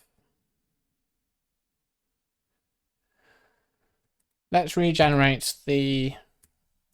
So the way the unit tests work here is that we have a folder full of spec files and we have some unit tests that glob through, and get all of the scheme out of here and compile it and run it. And then we use a library called Snapper, which does what's called snapshot testing, where it takes the output from your last run and compares it to the output from the current run. And it does that by serializing the output from various different things that you want to assert to disk. So we have a folder which has all of those in it, and it's here, the snapshots folder. So let's go have a look at. So parse qsort has changed, which is to be expected because I've changed the source code. I'm not too sure that scroll bar is being very helpful here. But yeah, we're parsing it differently, and that's mainly because all of the line numbers have changed. But there is another file which contains all of the actual outputs from our snapshots, which is down here, spec tests, compile and run. This contains any diagnostics from each. So each one of these is a test case. So this tells us that the conditions produced no error output. It produced this standard output. It exited with code 0, and because there's no array on it, we can tell that there was no diagnostics. But here, for example, library names has this array of diagnostics, so we can tell that the compilation was expected to have failed with this set of diagnostics. And because this hasn't changed, we know that the changes we've just made to the compiler and this quicksort program haven't changed what it does.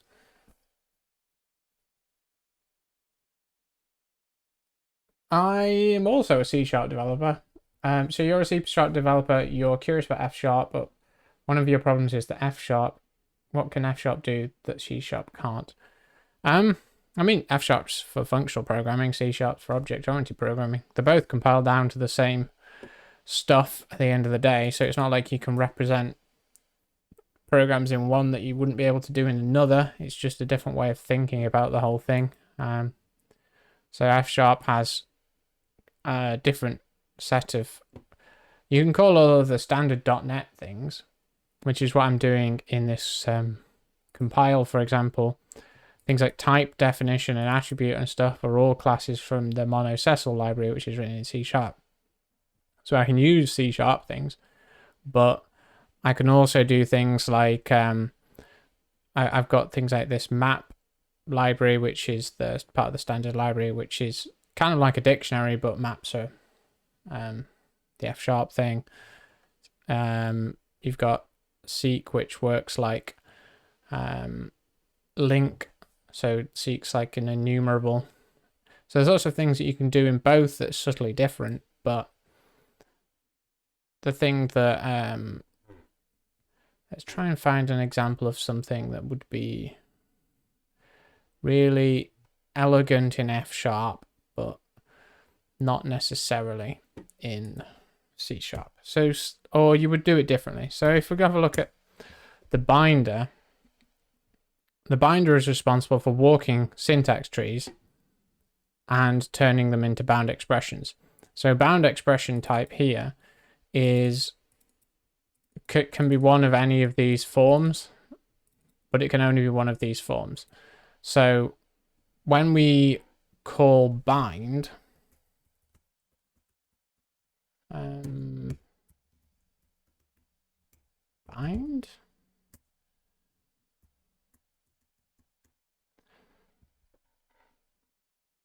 I've forgotten what the actual function name is. Binding context. When we call binding context, we have this expression called match. So here we're looking over the AST node, which is the same kind of thing. It's a union, it could be one of those things. And when we do this match, it's a bit like a switch expression in C#, except for the fact that we know it can only be one of these possible things. So this whole match expression is exhaustive. And then we can transform it into the bound expression, which again, we can match over in the same kind of way. And where these kind of types are useful is if we have a look back in compile where I was working with the potential for a specific field to have been exported. We did it was in ensure field. So in ensure field, we make sure that a definition of the field exists. So the first thing we do is try and find the type. So try find doesn't return like a null, it returns a type called option. And option has two values, either sum with a thing in it or none. So it's kind of like a nullable, except for the fact that you have to match over it to be able to use it. I mean, you don't have to, but you should match over it so that you're always handling the case where there is no value. And in the same thing here, where I'm trying to find an element, this is a bit like searching through something in LINQ, but instead of getting like a null, you're getting back none to say that we didn't find it. So here, if we find it, we return it. If we don't, we do this thing and then return this new field. In fact, we can rewrite this to be a little bit more functional while we're here. So I think if we take that, that produces an option. We can then do option dot default with. So what this will do is it will unwrap the value, or it will call the given what it calls thunk. So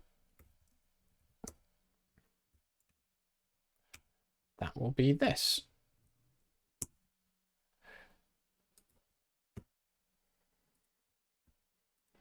So that way we don't even have to deal with like passing through the value if you found it. And so options behave a little bit like sequences. That's another good thing. Some things are awkward. Like here we've got indexing. You have to do dot because it's a bit like you're actually calling this method.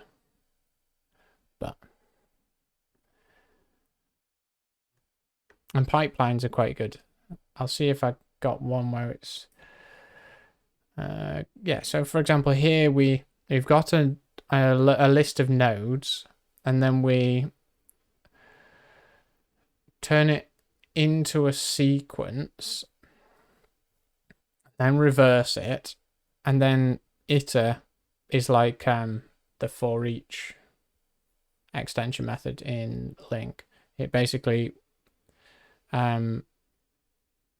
enumerates the collection greedily. So here we're going through every single thing in the reverse thing and then doing this block of code for it. Yeah. It's just different though. I enjoy it. And it was fairly easy to get up to speed with as a C# developer, to be honest.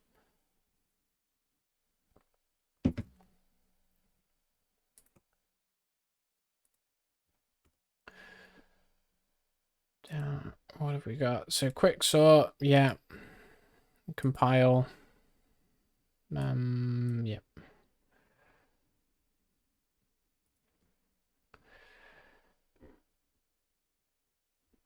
I could do with putting some comments on those, which I can't do from here.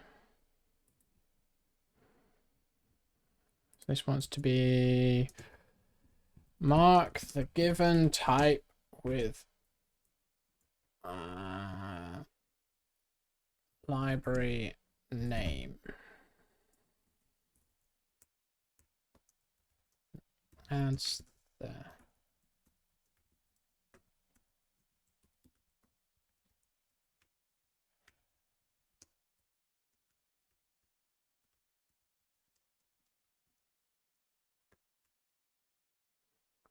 And this one, this chain.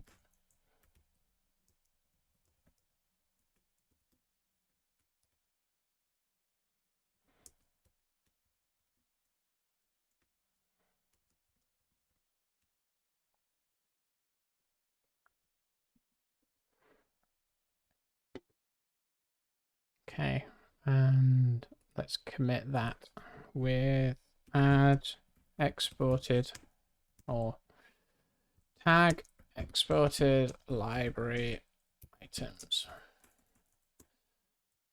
Exports now.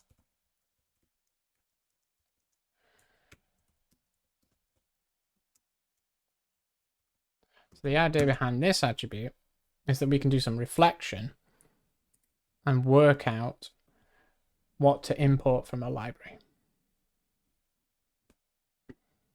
Do you recommend using F# in medium or enterprise projects, or it depends? Well, I mean, this is software engineering. It always depends.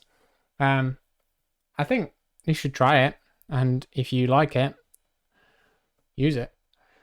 If you don't, it's always about choosing the right tool for the job, which is sometimes about things that you can be productive in, and more often when you're being paid to write software, it's about tools that everyone can be productive in, and you can't really get away from the fact that there are more C# developers than there are F# developers. But I would suggest that any medium like experienced C# developer would be able to at least grok the code. I guess the more complex thing is as with always, like switching from object-oriented paradigm into functional paradigm is just learning how to think about problems. I guess we could go over a bit of that. So one thing I noticed the other day is that I don't think we actually have an implementation of fib. We don't. So let's go over a functional implementation of Fibonacci.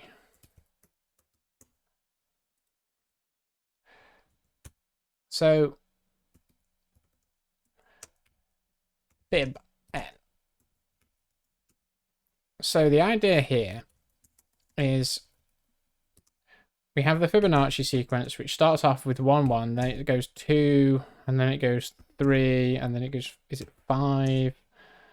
And then 8, or whatever it is. It's like, basically what you do is you start off with 1, 1, and then this next one is computed by adding the previous 2 together, and then this one is computed by adding these 2 together, and then this one, and so on. So then, for our purposes, we will suggest that the indices of these are going to be 1, that's not the right comment character, 2, 3, 4, 5, and so on. So if we want to compute fib 6, we would expect that to be 8. So what I can do is just return 8 to show you for the time being. And we actually want to display that. So this is the scheme programming language, which is also a functional programming language.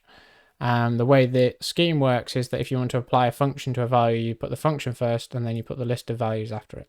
And each form is enclosed in brackets like this. This up here is a special kind of form where define means make a function called fib, which takes, and then this is the parameter list, and then this is the body of the function. So at the moment, we're defining a function called fib that takes a parameter called n, discards it, and always returns 8. And if we do run spec,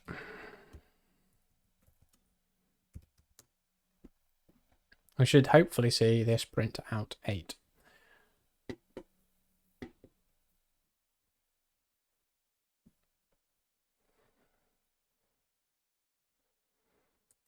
Now, if you're going to...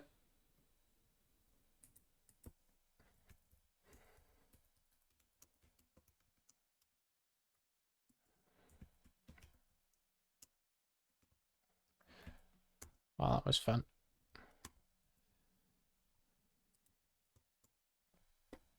Try again. Prints out 8. So if we want to implement Fibonacci, like, tends to use recursion a lot in functional programming. So we'll do if the number n is equal to, well, we can actually say if n is less than 3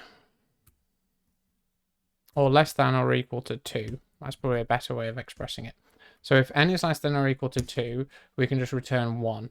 Otherwise, we need to recurse. So we will return, it's the sum of fib of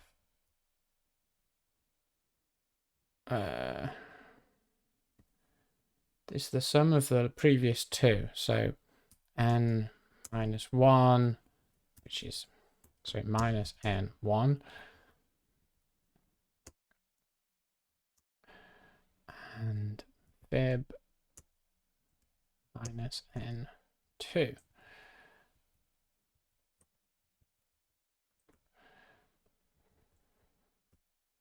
So this should still print 8, if I've not messed up. And it does. So that's one way of thinking about it functionally, is that you recurse to be able to compute things. This is not quite as efficient as what you might write in something like C#. So if I was in C#, you could like you could have like a while, you could have a while loop. So you might say something like var fib equals 1. Then you could do while n is greater than 2 or something. Or no, while you could do like a for loop for int I, or I is less than n, I plus plus. You do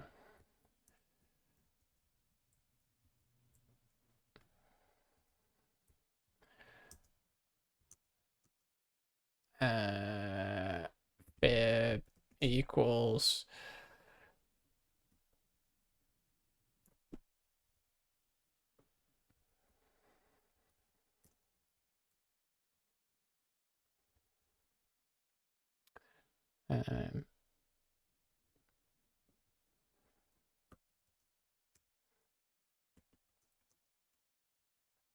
do last equals fib, something like that.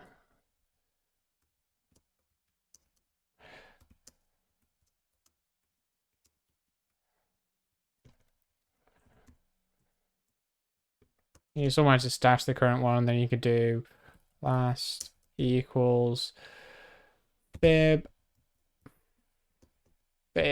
equals cur. Oh, this could be next, can't it?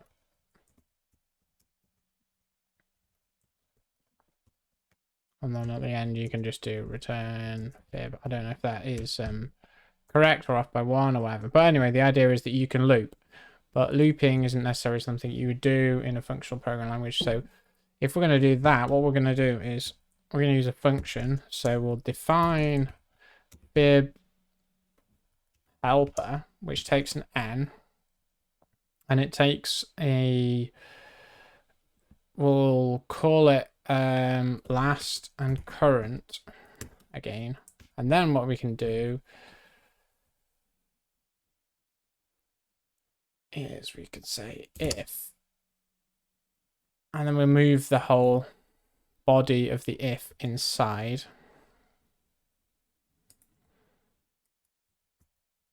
This method, and in here we can then just do fib helper 1 1. I think that's what we want to do.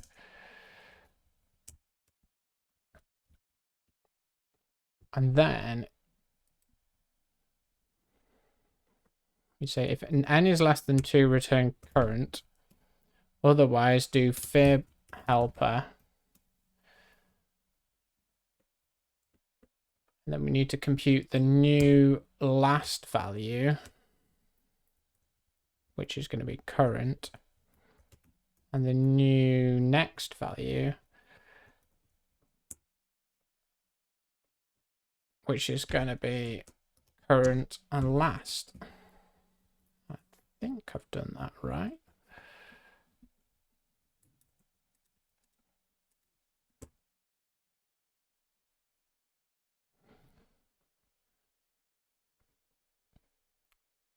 Nope.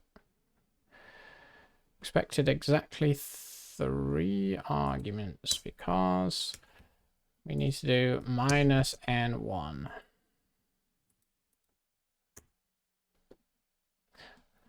So what this is doing is the same kind of thing that your loop was doing, is just going round in a circle, incrementing current and last.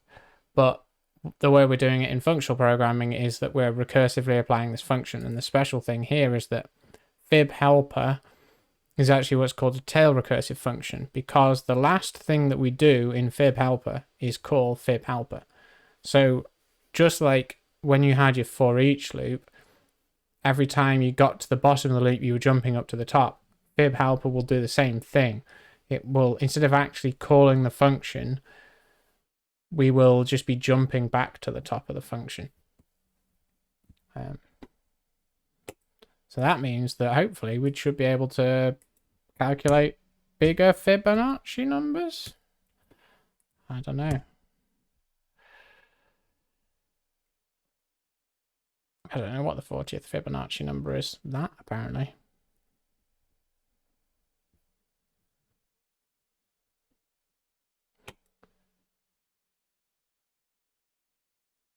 Yeah. So let's run update snapshots and add that example.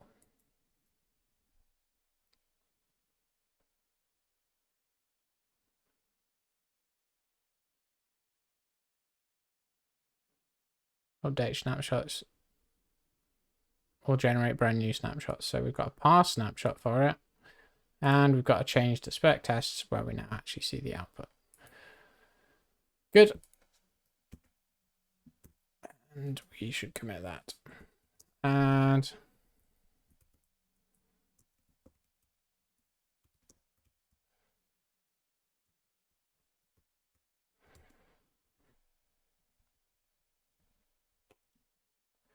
let's move on. The command, so the next thing I want to do is command line options. So at the moment, we can do, if I do .NET run,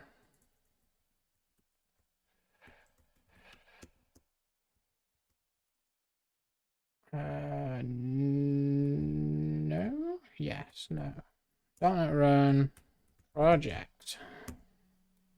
So if we try and run our compiler, we'll see what command line options we currently have.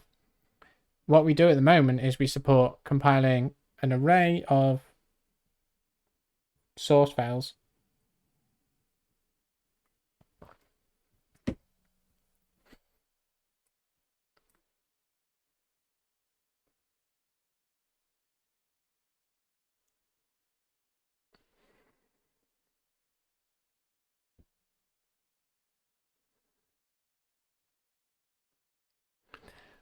And we have options for the configuration, the output type, and where to put our command line, where to put our compilation output when we end up like finishing the compilation. what we want is a way of specifying some other libraries to reference. So this is in options, maybe? Yes. So options is the compilation options that gets passed down. So we need to make a change here. What we're going to do is add references. And that's going to be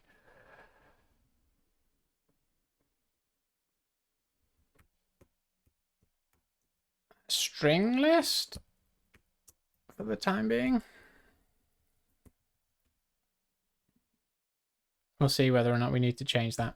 Then in the program, we want to add a command line argument for it. So we've got output type. We also want reference of string list. So hopefully it being a list will mean that we automatically get a list of them made by this is the argue command line argument parser. So hopefully it just does the right thing. Reference, we want list of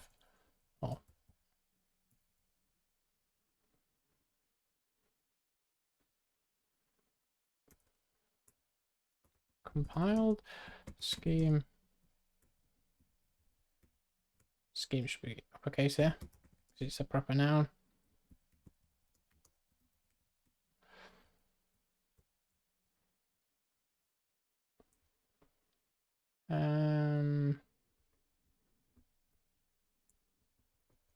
Yeah, that'll do for now. I mean, documentation can always come later. And what are we complaining about down here? You're complaining that we haven't given you references, but that's what we were doing next. References is going to be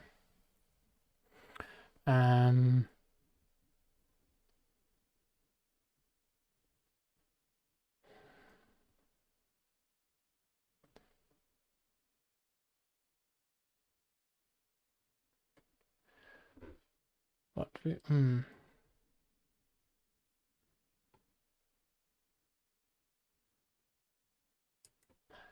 I wonder if we actually want this to be, I think there's an attribute for like allow multiple. I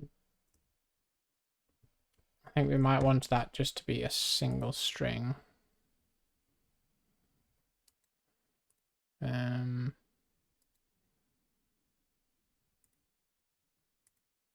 So it's in argue.attributes.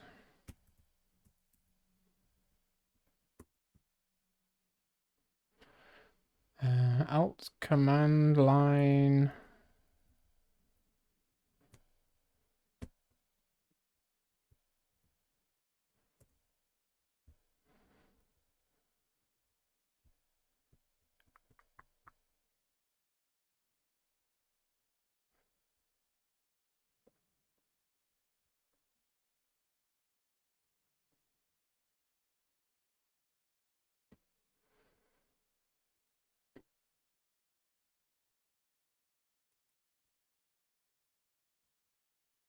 Well, we can at least give it a short command. And then have a look at the docs to see what Aggie says for the rest.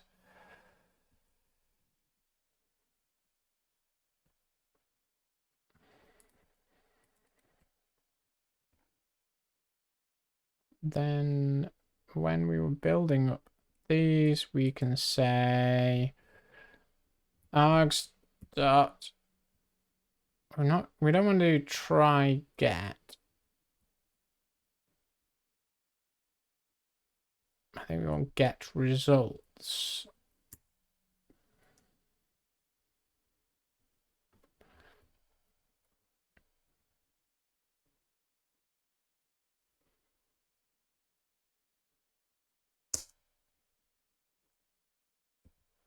Reference.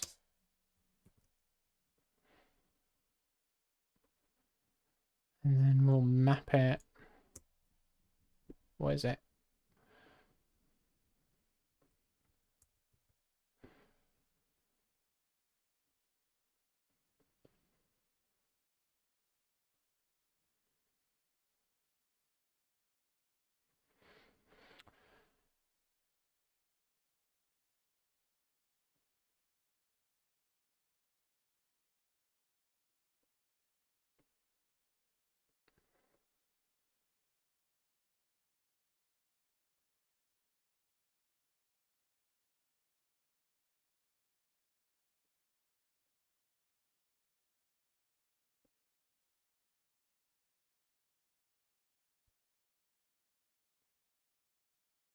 So it's returning a list of fields. In this case, it says fields is string. Is that just... I mean, is that going to compile? I don't feel like it should compile.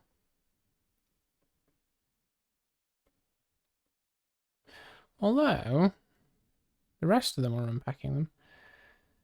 No assignment given for field references.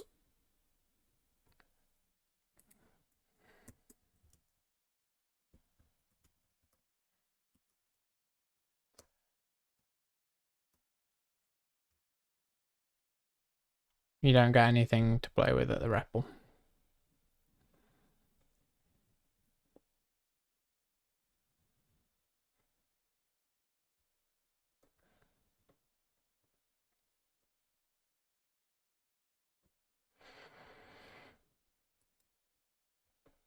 And same here.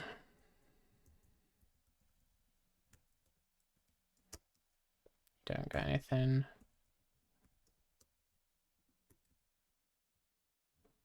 The last one.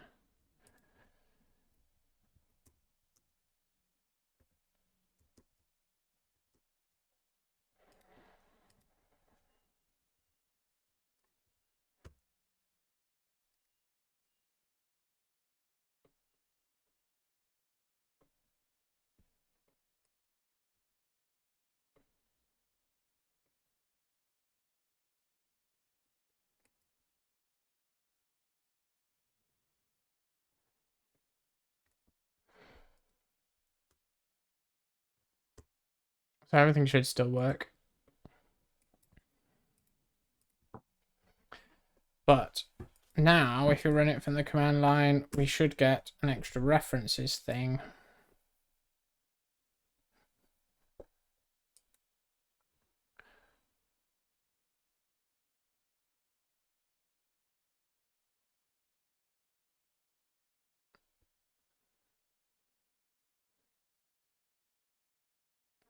Let's see. So how about we do .NET run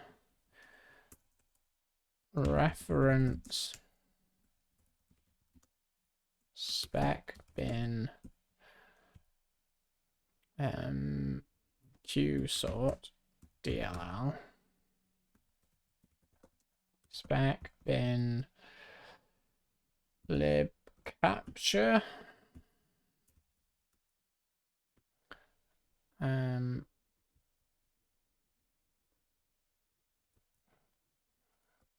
spec bin spec lib greet. If the command line options is happy with it, all is good. Right. We don't actually care about those. It doesn't need those extra libraries, so that's fine. Then down in compile, we should now be getting a list of extra assemblies. So when we compile, the first thing we want to do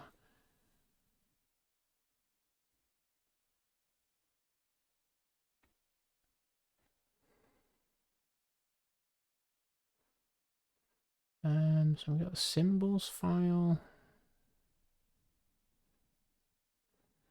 Oh, it's going to be down in here, I think.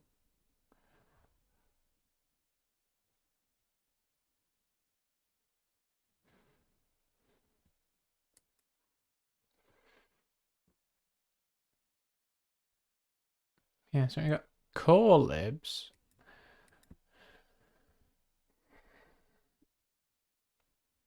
And then we want to say let referenced or ref libs, because we don't want to spare any characters, is gonna be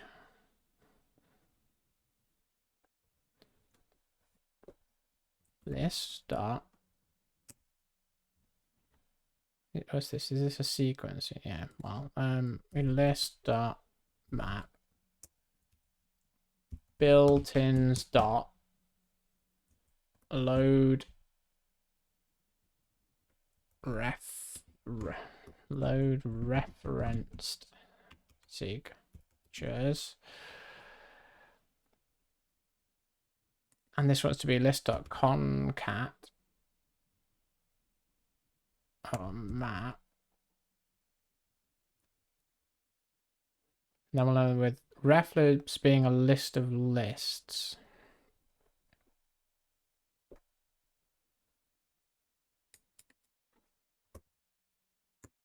Select, I think.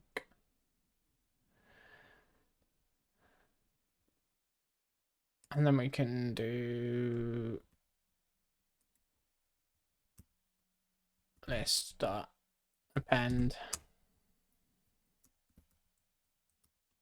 core libs ref libs, which means we need to define a new method in here. Loads the signature from a given library name.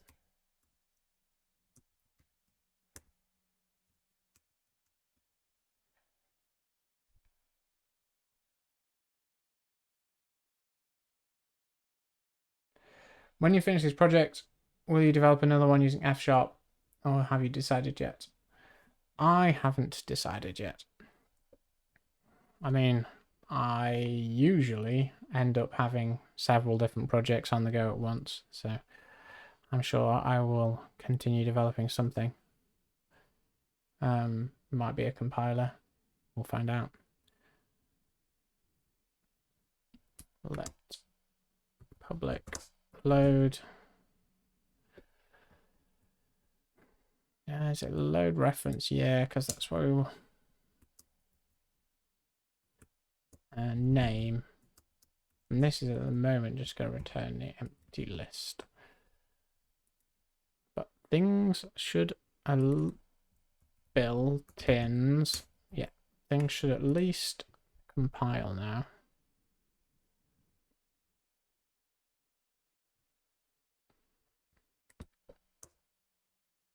Options dot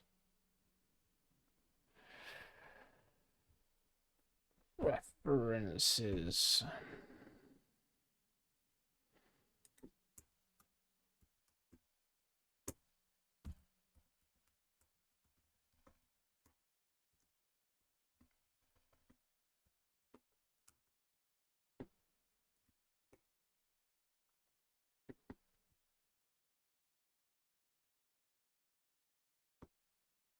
Right. That's looking like it might work.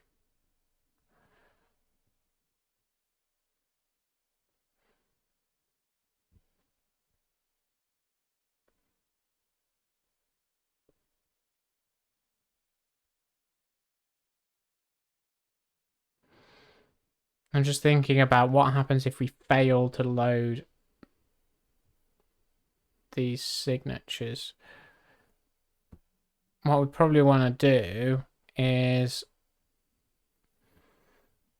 we probably want to return a diagnostic.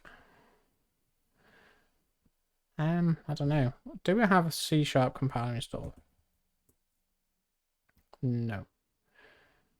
Can I do .NET CSC?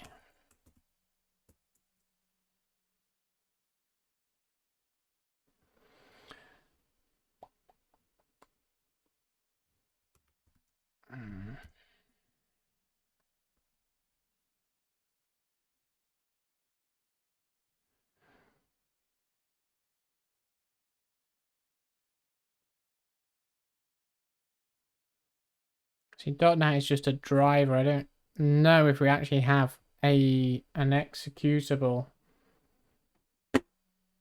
that we can use for this. Counter on high. Yeah, I want to say, I guess we can just throw an exception if we fail to load the library. So I guess we want to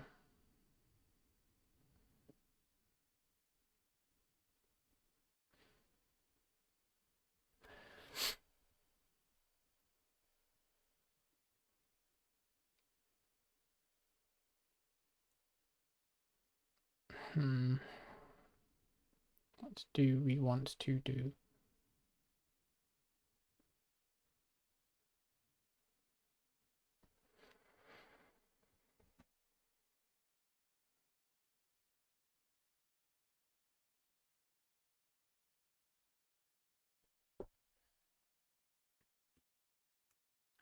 Do we want this to be working in the land of mono Cecil using a mono assembly reference? I think we probably do.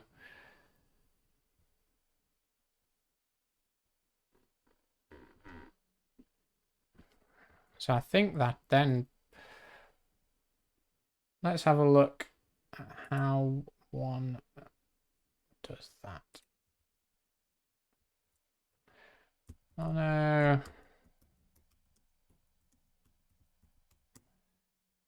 Because we kind of don't want to be... Yeah, we don't want to be dealing with it in our own reflection context. Nice to see functional programmers on Twitch. Yep. I mean, I'm trying my best.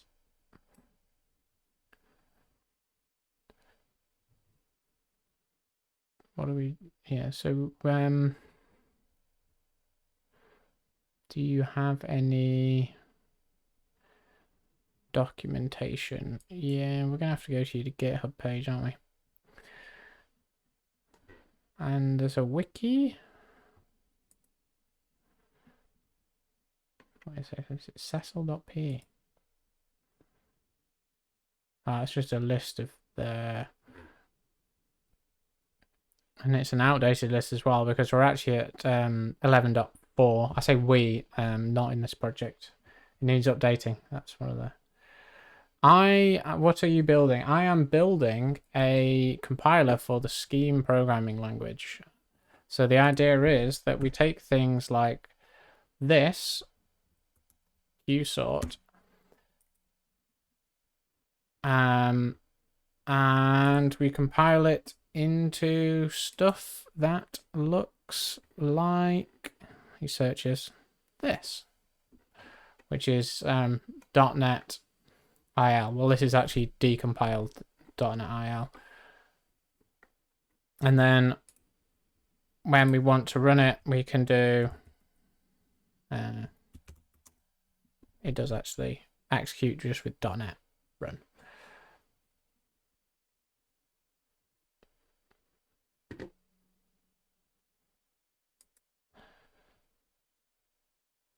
At the moment, I'm working on libraries. So in the quicksort example I just showed you, this has a define library special form. So each one of these bracketed expressions in the list was called a form. So a define library form, in the way we compile it, is going to compile down to a class that we tag with this sort name, and we're tagging all of the public bits of the API as well with attributes. And then the idea is that we can then use reflection here to work out when someone says reference this assembly, where you can load it into MonoCecil, walk through it to work out what parts of the public API there are, and then we can compile down our new executable with calls into that library. So what was I doing? That was a load bearing empty list. So we want to load the assembly, and then we want to walk through the types in it. So what about this wiki?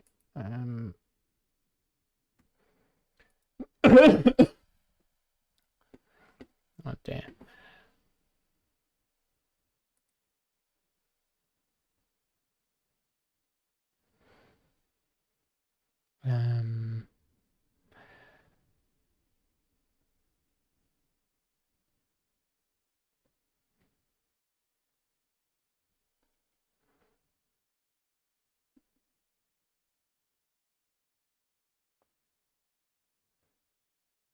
compilation. That's about how they compile things.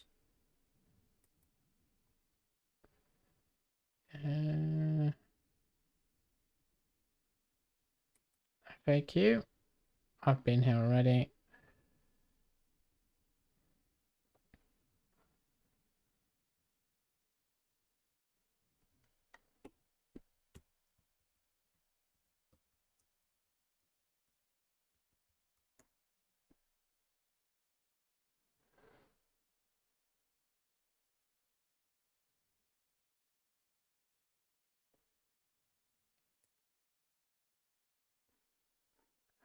You know it's a dark day when you're on a code project.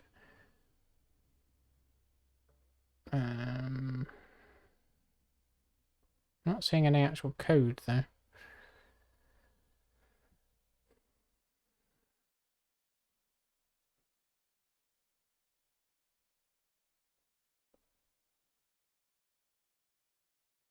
We're seeing you could do a reflection only load, but we don't want to do that.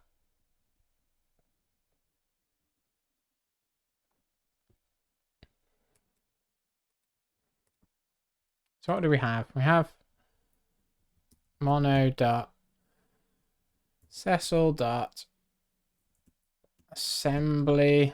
So we have an assembly attribute, definition, blah, blah, blah. It's got an assembly resolver, which I think is needed if we're wanting to be able to load assemblies. Assembly definition, read assembly.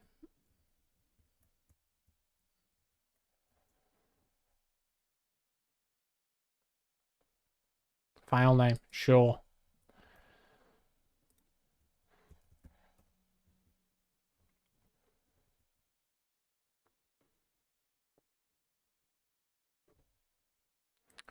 So we need to point out that this is a string. Then it's going to complain that we don't do anything with it.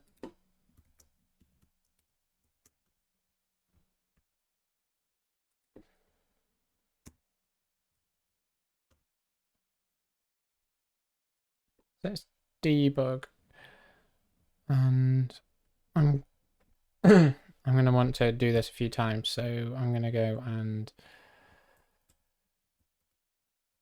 change the VS Code launch JSON. Is it launch JSON? Yeah.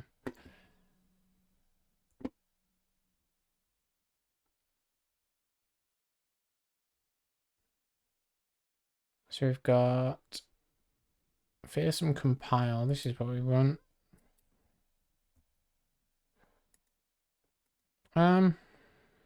Yeah, we'll just copy and paste this, but with those arguments that we had from before. So we will use workspace root spec bin lib capture cm, and we also had -- reference. We had two references. One was to this wants to just be spec blah like that. JSON, that wants to be is it libgreet.exe and lib, this was qsort.dr. I think it's supposed to dr actually. So if I change my debug target to that, I shouldn't have to keep on. Doing a very good job of passing this JSON. Feersum with references. That'll do for now.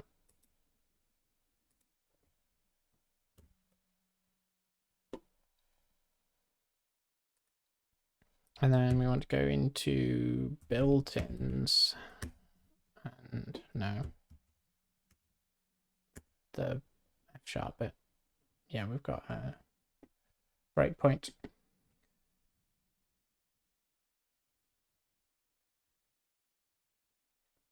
Are you trying to make a library for other people to use, or is this just an exercise thing? Yeah, and thanks for reminding me about the covers. I don't really have a goal. I'm just seeing how close to.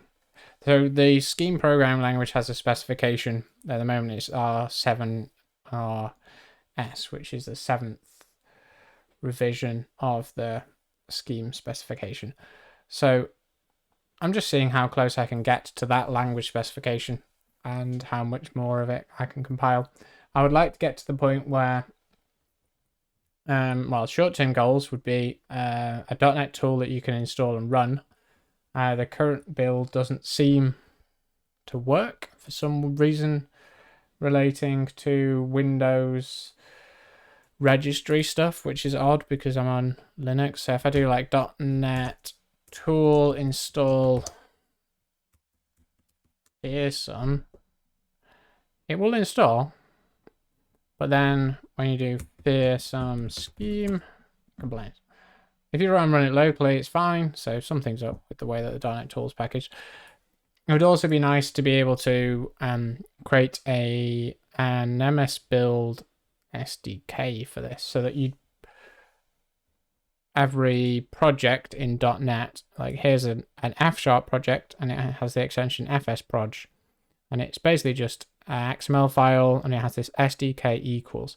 You can actually define your own versions of these as NuGet packages. So it'd be nice to have a version of that pulls down the compiler, and like we have compile include all of the F#, you'd be able to have compile include SCM, and we would run the compiler with those input files and produce an assembly that would be able to be referenced in part of another build chain, because the way that .NET works is that all these different languages can work together. So here we're referencing a CS project, which is built from C# from a library that's built in F#, and it'd be nice to be able to have to compile either executables or libraries using our compiler. Just see how far I can get, really.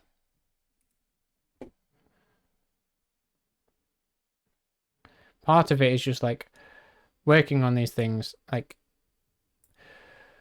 teaches you how all of the stuff below you works. So it's nice to have an understanding of how a compiler works if you're using a compiler. And we're stuck on a breakpoint now, but I don't know how to get back to it. Maybe here? Yeah. So qsort. Has that worked? Yes. So what have we got in here? We have one module.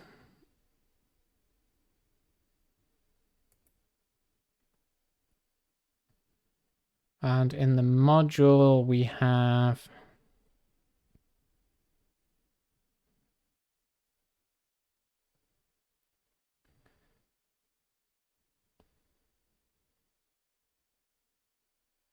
what have we got? We've got, where's the types? Oh, more. This is what we want. We have a type collection inside here. We have the types, which is, so this is all stuff that we've compiled. So we have the qsort sort. We have the compile services environment, which is used for whenever there's captures, we create instances of that. Qsort list program, which is the entry point if you were to run it as an executable, and module, which is the boring top level type that every assembly has for reasons I don't fully understand. So what we really want to do is be able to like walk through all these type definitions, and then if they have this custom attribute, this library attribute,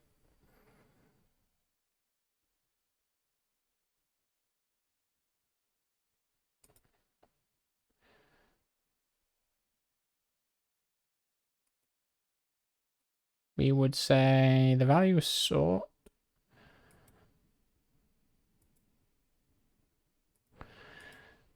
Yeah, so we'd walk through the constructor arguments on all the types, and if they have that Lisp library attribute, we would then walk through all of the fields, and the fields, we don't have any fields. That's unfortunate. Has fields is false. Am I on the wrong type there?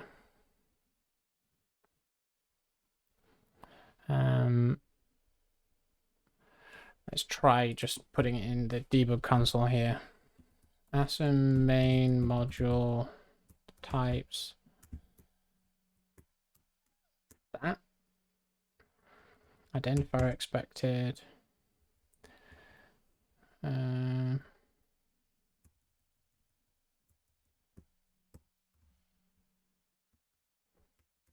Are you sure it doesn't have?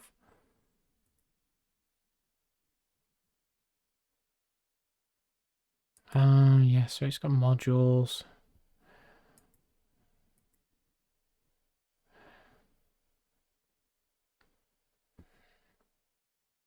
I think this is because technically an assembly can have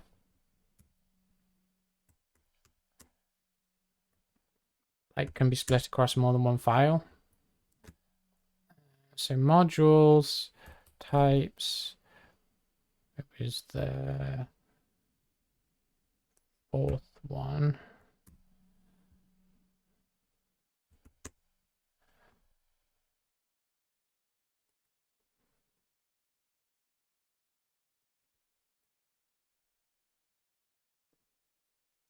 I misspelled modules the first 2 times. Wonderful.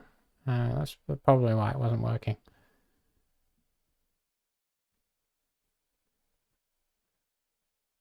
If you came here for good typing skills, then, well, you've come to the wrong place.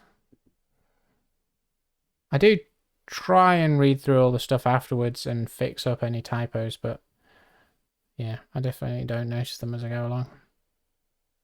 That's what the squiggly lines are for.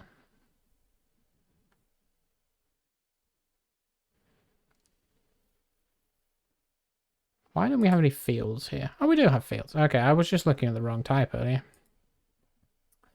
So we've got our 3 fields. This one hopefully should be public. So we can field. So we'd go through the. We go through all the modules, and then we go through all the types in the modules, and then we go through all of the fields in the types in the modules. Yeah, I understand you mean in the debug console that I was mistyping. Up here. Main model. Still. I don't know. Oh, no, yeah. An assembly would have a main module. There it is, yeah. So we don't care about the fact that there could be more than one modules. Let's just deal with the types in the main module for the time being. Don't need the debugger anymore. So we would say assembly main module dot type types, and then we would say list. Let's make this the actual return type. So we okay this.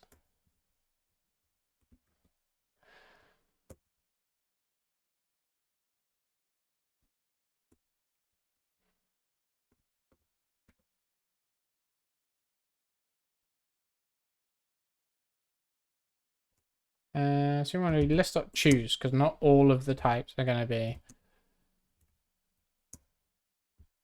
ones that we actually want to export.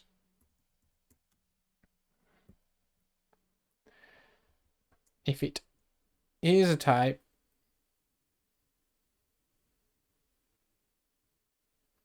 so what are we going to do here? let's say, let's extract this into a whole another method.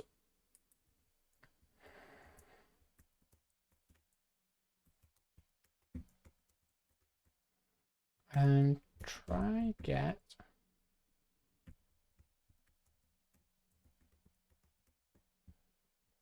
That'll do.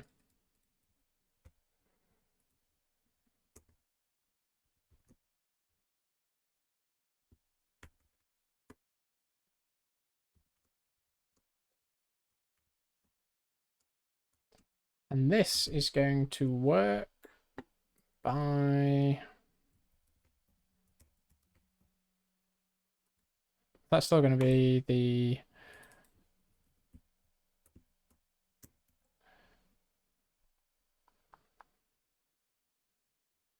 Expecting collection type definition.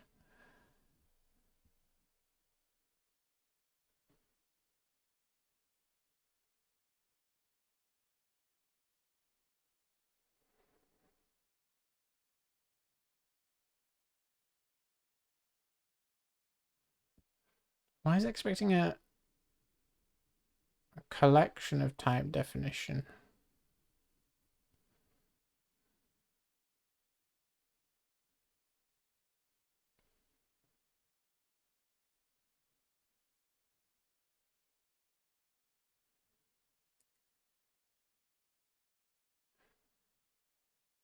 Oh, I see, because that's a collection.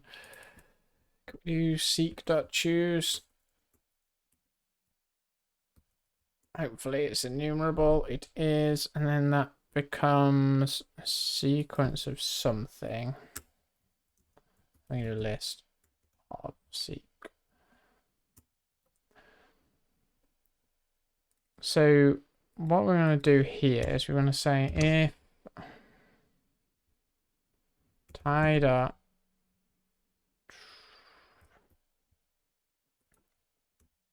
which is a type definition. If type has a custom attribute. Oh, you say, sorry, I'm not criticizing. I was just trying to be helpful. I appreciate that. I'm not upset in any way. I know that it's frustrating to watch people code when you just sat there going, just please do this edit, please. But such is life. I'll try and pay attention to the chat, but sometimes I get zoned in. If we... Is there... Do we have... We don't have an easy, like, get custom attributes, do we?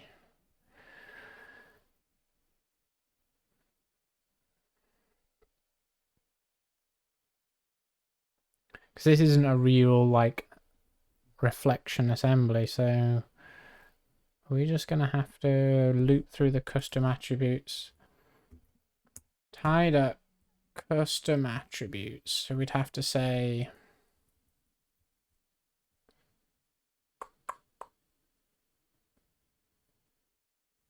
What we can do is we can do seek.tryPick.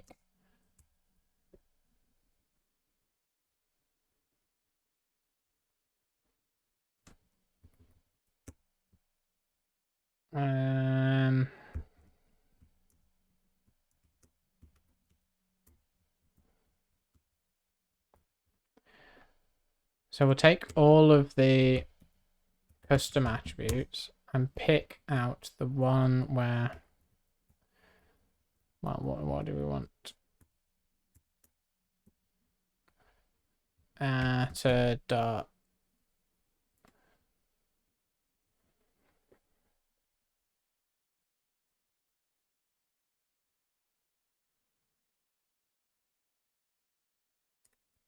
Is it filter? Yeah, we just want filter, I think.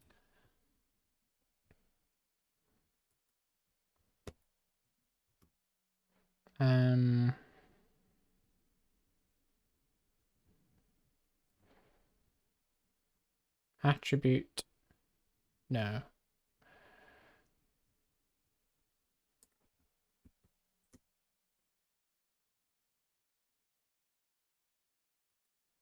name.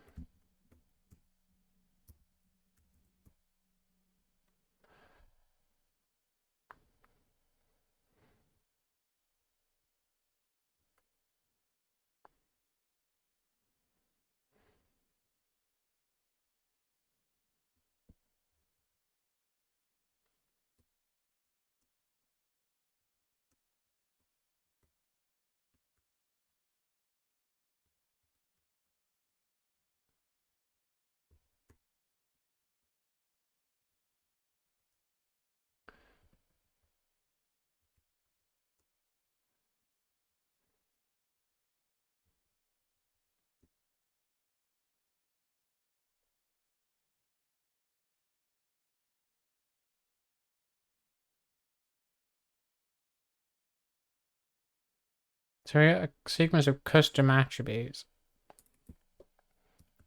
Map them.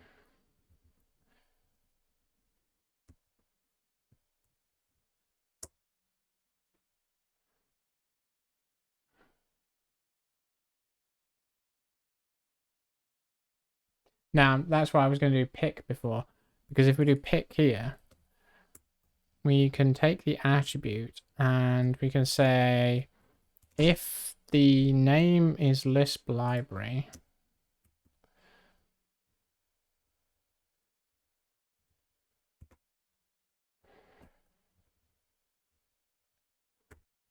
then we return some matter dot constructor arguments. Just gonna do a whole bunch of unsafe stuff here. Dot value. Is it?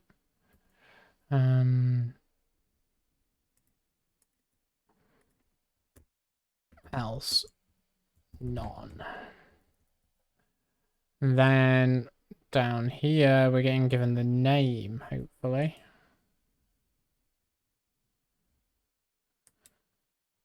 Why is that not highlighted properly?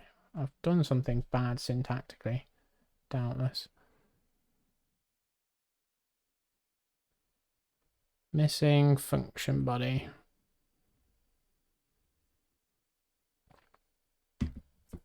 Fair enough.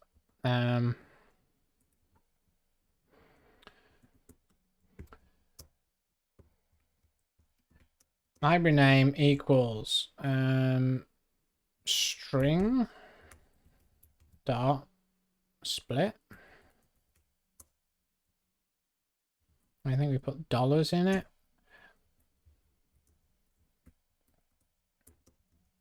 And we can have the exports be empty.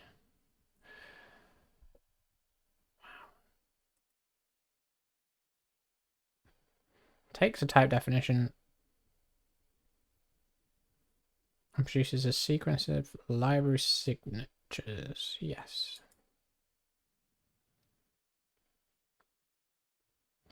Object is not compatible with the type.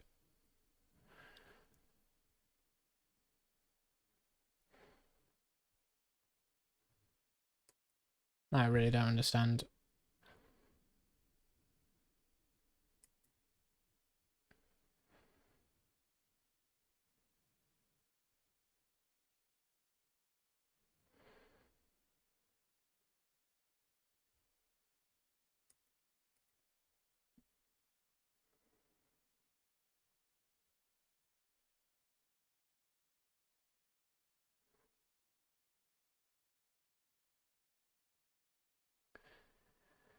Type.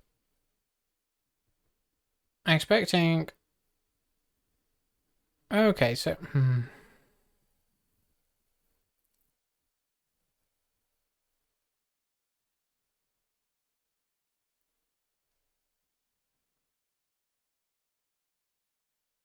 I guess it can just, it doesn't need to, because we're picking.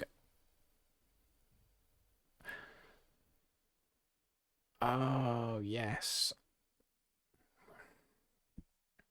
This is only for a single type, not for every type. So instead of that, we want to do, instead of this, so that returns a single U. And then we can map We can just map this with option.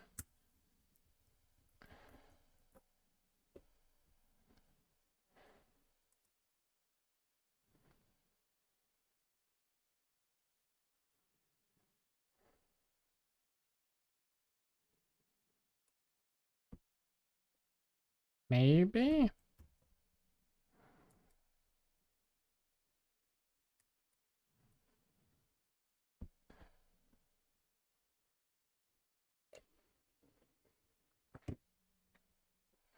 Split. You're not happy about split. Well,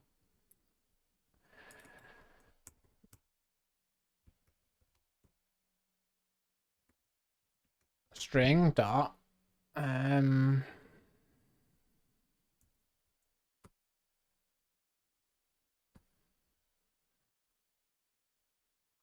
we got concat. What's the opposite of what is? So concat is join.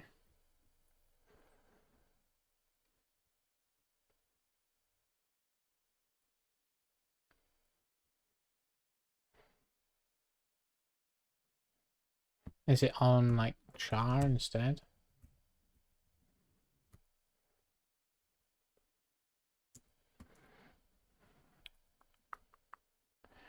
Nope.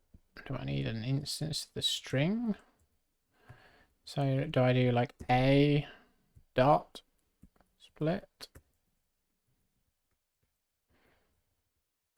and then pass that in like that?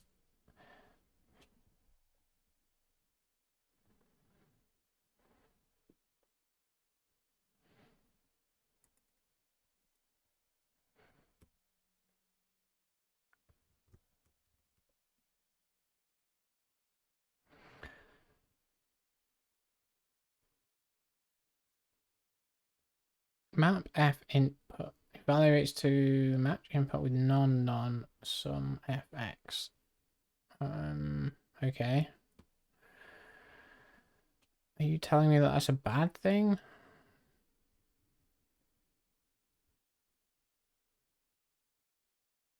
Expecting object to a. Okay, so this is.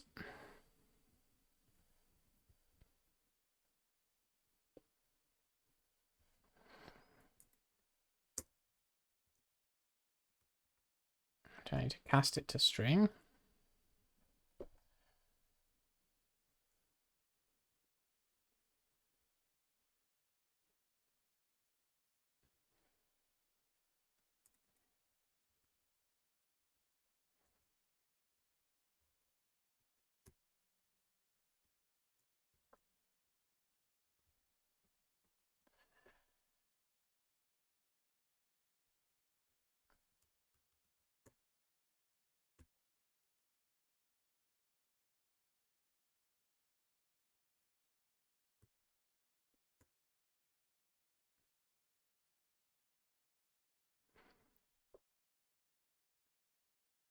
Expecting object to a, but given whatever. Come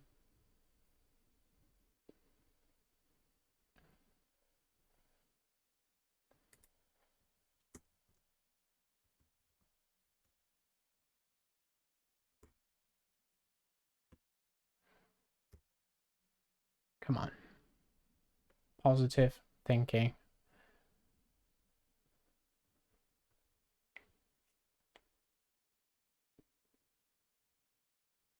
I think that's compiled.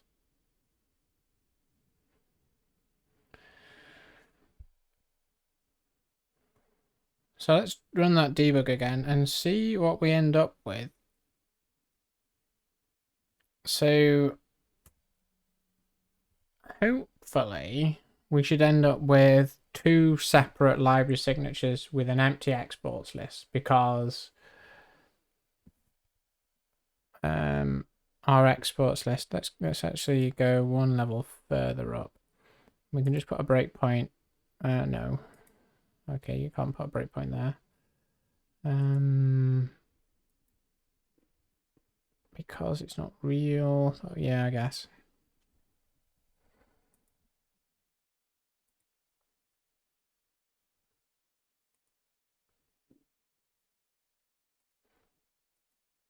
So what are reflibs? Reflibs is a list through an exception.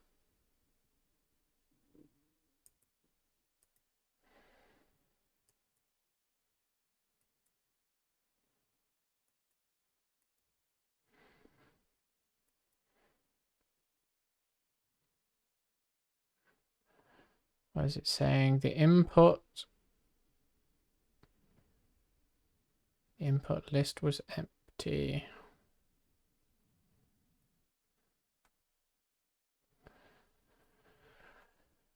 So we got our two references.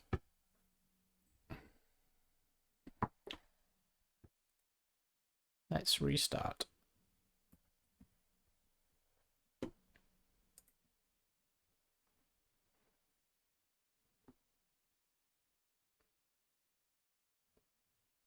Delve into the mysteries. So we have our assembly. And then we take the main module type, and then we choose try get signature from type. So I think we're failing to find any attributes.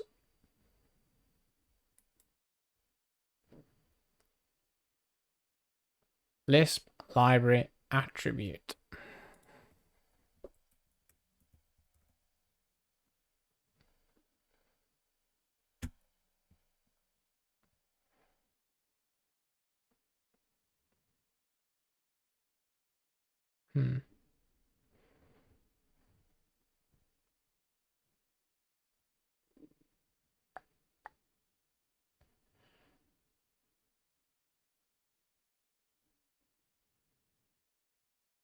So let's try again.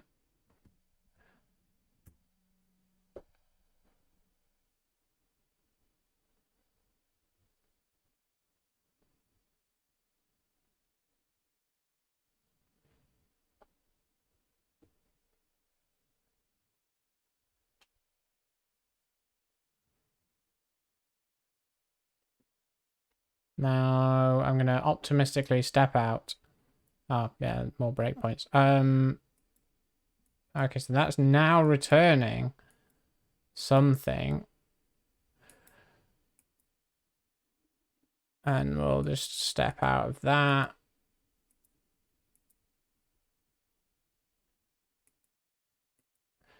Now reflibs is too long and it has two libraries in. Sort and test greeter. Well, that's nice.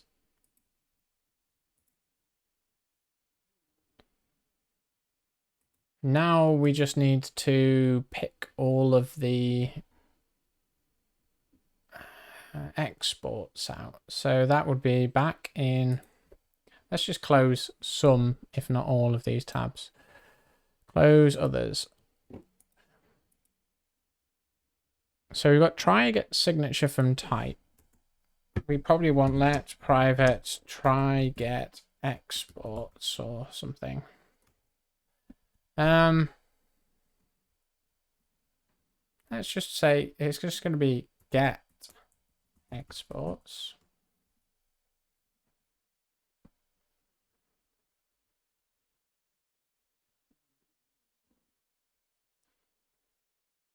Is it?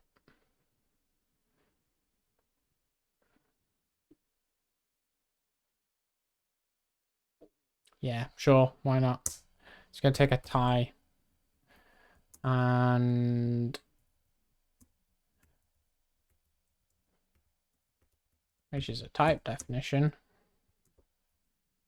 And what we'll do down here is we'll say that this is get exports tie. And then in here we can say tie.fields list dot choose fun field. So we'll pick out the fields where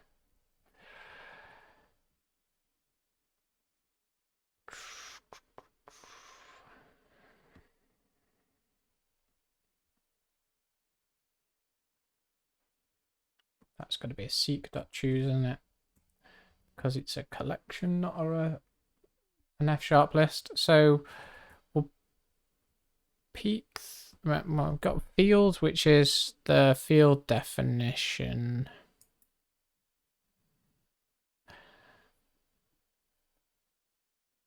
We need to know the mangled name as well, which is gonna be tied up.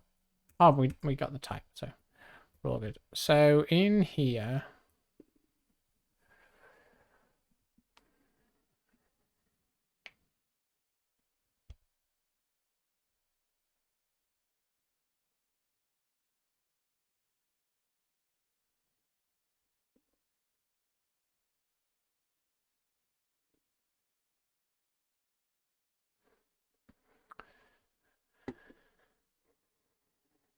we want to do the same kind of thing we do here. So we want to say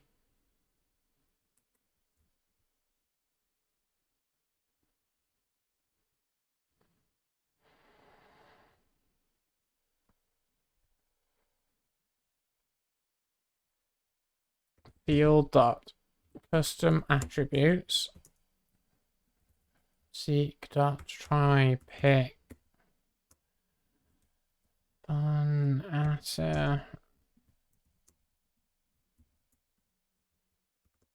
atta dot attribute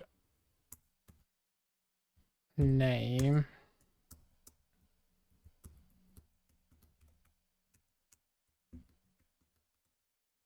If it is a Lisp export, then we return some, and then the same kind of hugely unsafe indexing and all the rest of that. But we'll just trust ourselves for the time being. Else none. Then that should be an option that contains the field export name if we are to export it. So then we can do option.map from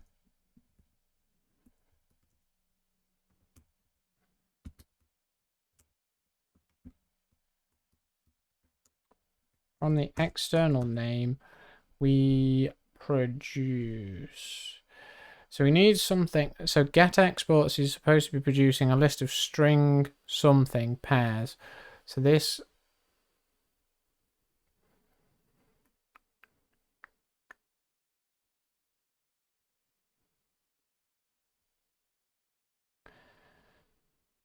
we have access to storage ref, I think. So we'd say map this to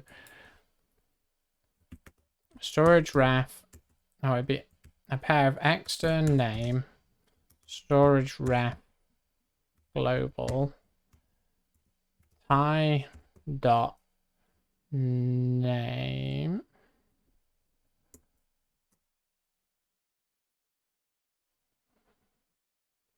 and field dot name.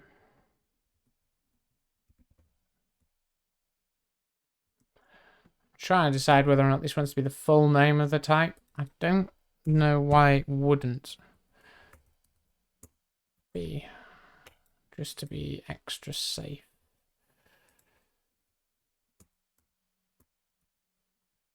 So that takes us type definition and returns a sequence of storage references.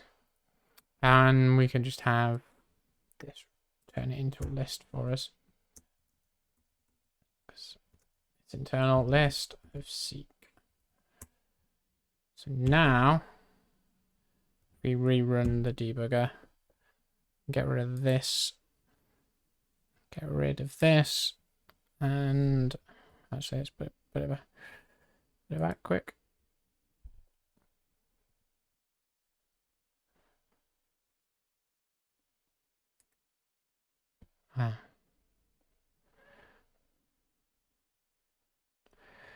Get rid of those 2 breakpoints.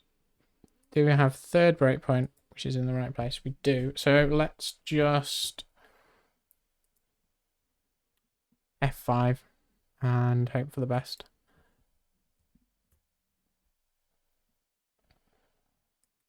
Reference libs. We have 2.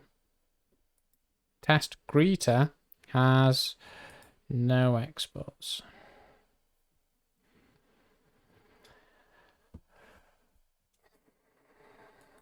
I bet it is because I've misspelled the attribute name. Seeing as that's what happened the last time, I forgot to put attribute on the end.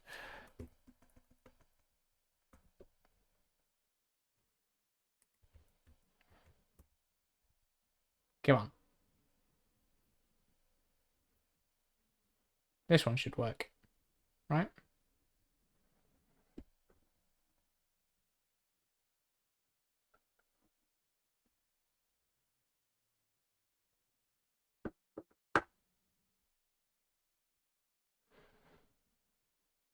And ref libs has something exported.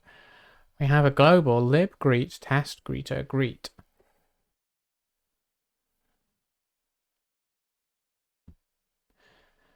Okay.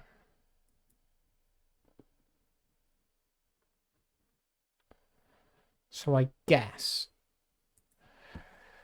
what we want to do now is we want a new spec. I'm not going to put it in the spec folder because we don't quite have a way of dealing with references and stuff yet. So I'm going to have I've added a new file right at the root called import s.scm, and in here we can do import test greeter,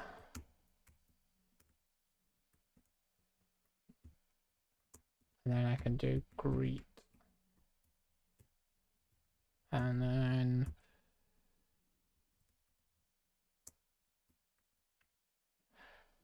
just check. And we would do greet. I need to give it something.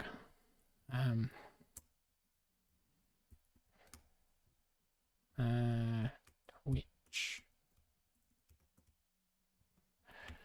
So let's go to the launch JSON and change it. So we compile import test. Now I expect that something's not quite gonna line up because I'm not sure whether or not we're gonna accidentally end up creating a second. So we bind it okay, I think. Maybe. No, we don't bind it okay.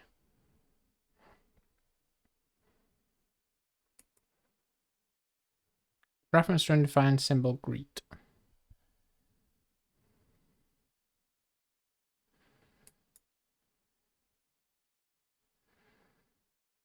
Could not find library test greeter. But we have it here.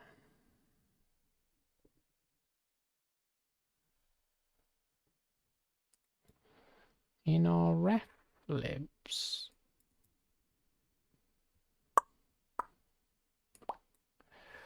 Which we don't pass in. Okay, let all libs equals. Let's append this list once.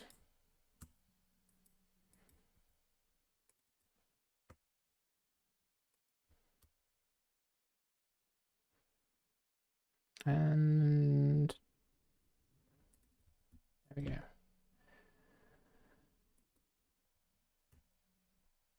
Failed even earlier than I was expecting.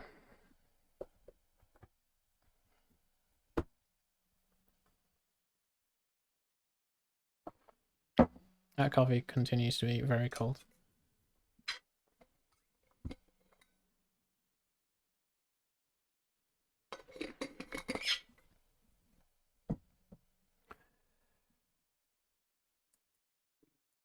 So we've got scope, bind. Have we bound it successfully? Yes. Or at least there are no diagnostics. I'm just going to have a quick look at the bound program as well, which is probably easier to do down here in the debug console. Bound, because it prints it all out for you. So we've got a sequence where we import greeter, and then we have a sequence point where we load greeter. Oh, no. Okay, so we apply the function loaded from the global test greeter greet to the arguments literal string twitch.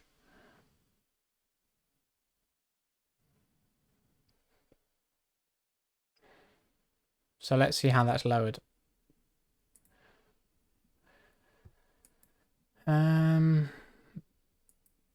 So in lower, we don't really care because lower is just going to pass it straight through because we've not got any captures or anything. So we're creating an assembly name, marking it, not marking it as debuggable. Import core. Okay. Creating a root emit context. We're going to emit the lambda for the body. Public and static.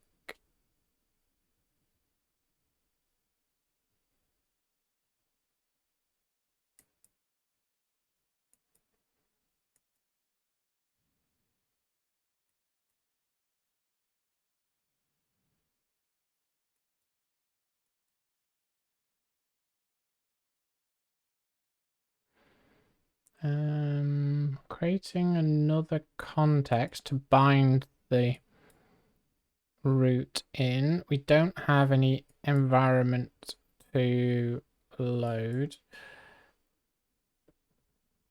Yeah, I thought so.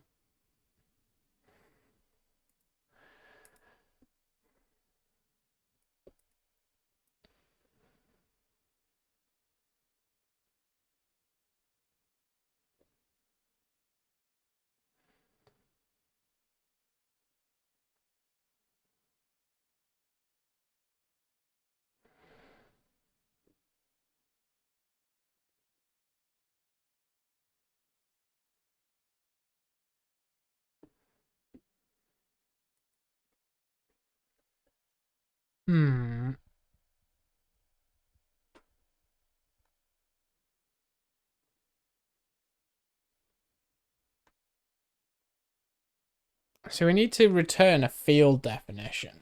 We need to get the field definition for the referenced library.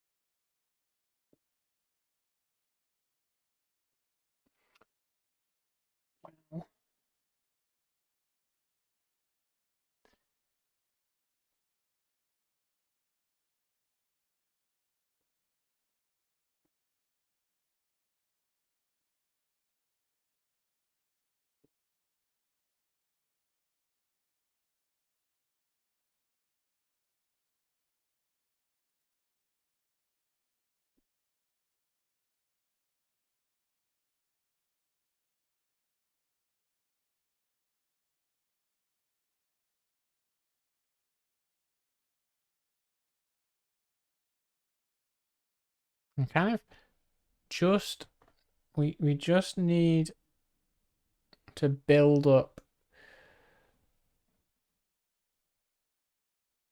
a list of the types.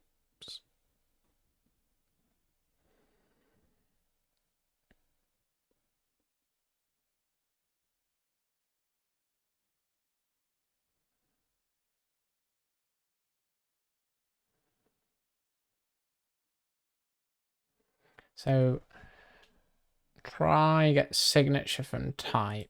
If this returns a pair,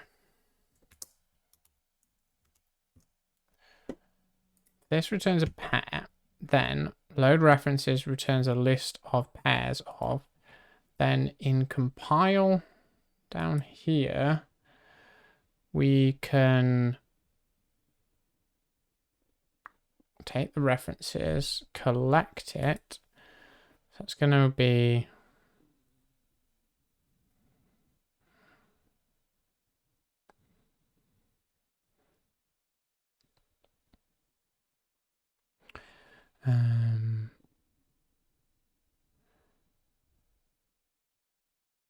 ref libs. Let's just build it. I think we need to get some squigglies. So load reference signature is now going to return a pair. So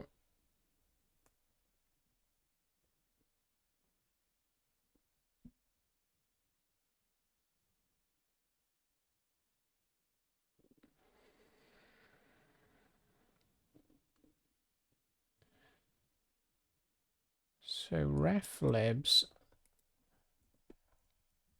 then we can say let ref sigs.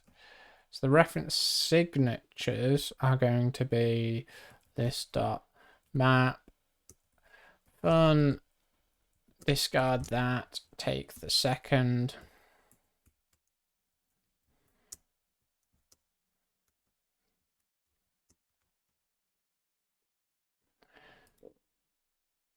Over ref libs.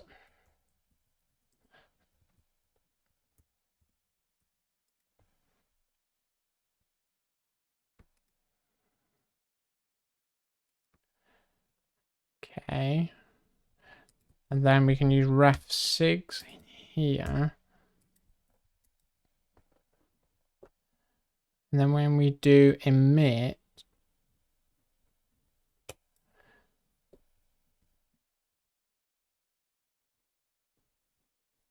I think we're going to have to pass in ref libs. And then ref libs. Yeah, that would be here.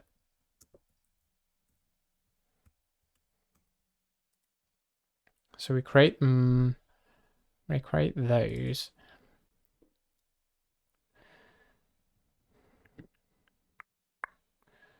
Core types.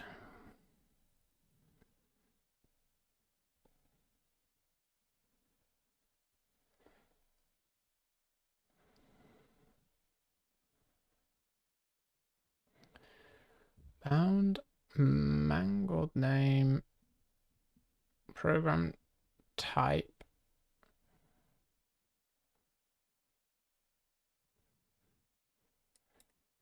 So this is going to be externs. Then we can make a library externs thing up here.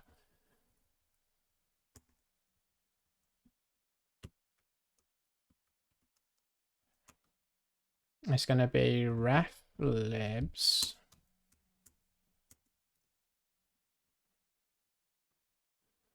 Seek.map. And then that's going to be tie sig.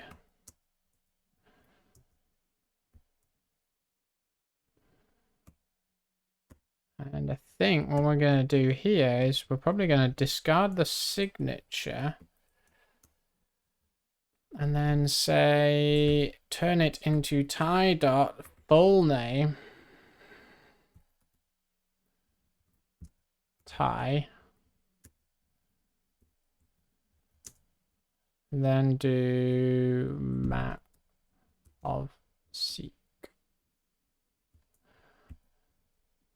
So what we're doing here is we're taking all of the references out, all of the types that we have from external libraries. Yeah, well, that's unfortunate, isn't it? It's a sequence of type, definition, something.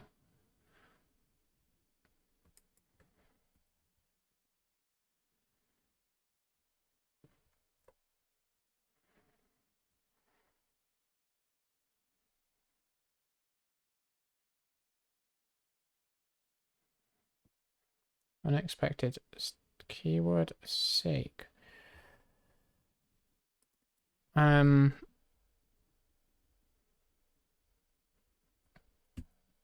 Make it even shorter then.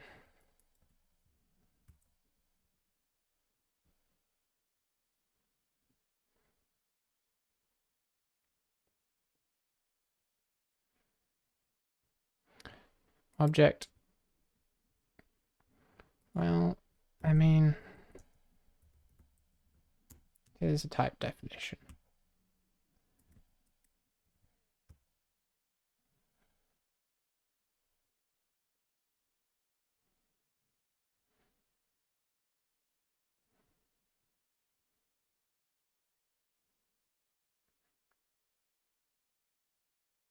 I think what this is going to do is seed our type database, type table, whatever we want to call it.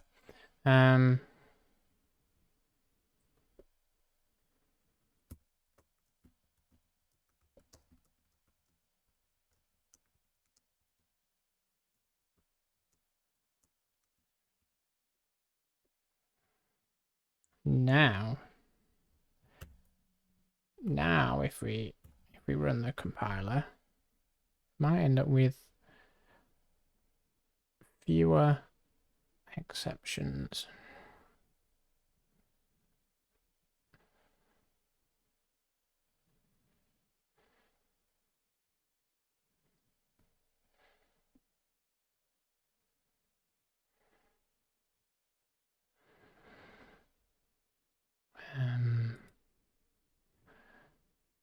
Let's just F5 and hope for the best. Nope.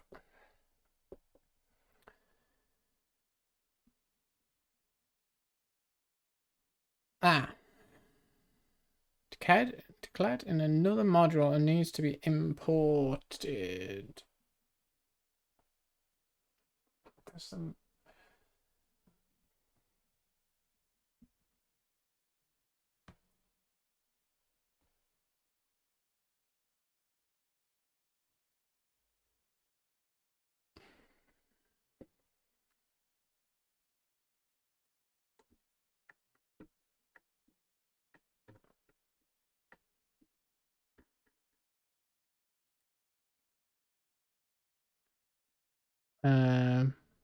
emit field, or it's ensure field. If we find the type,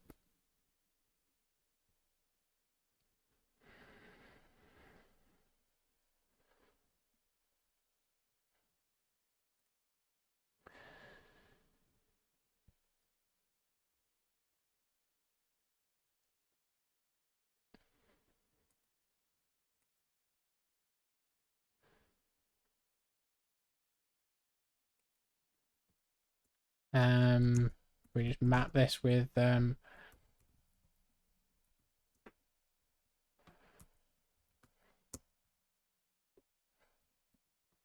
context assembly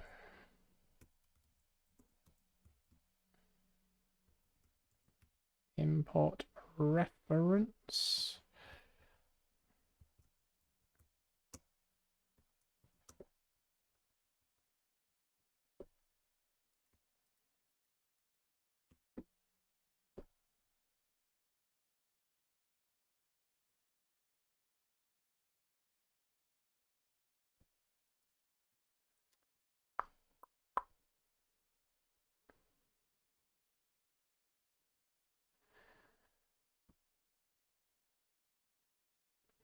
What's that unhappy about? Debugging. I'm wondering whether or not we want to field definition.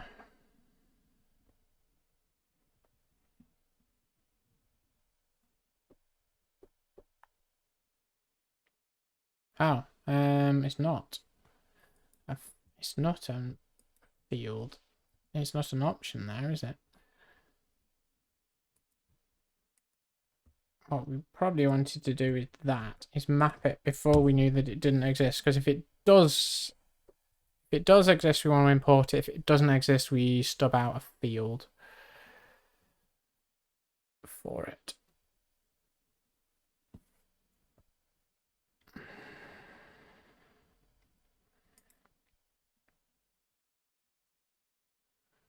Can I just put that to field reference?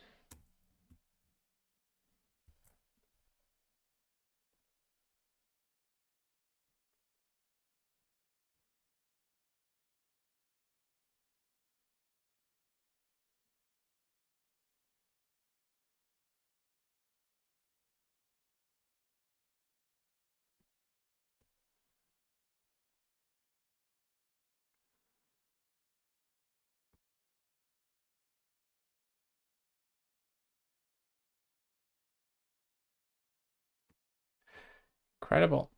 So that might have actually produced something.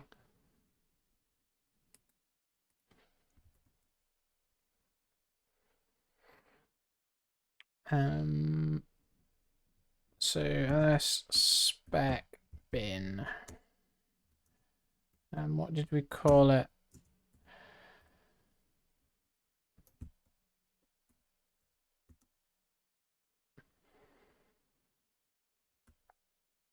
What did we just call that? Import test.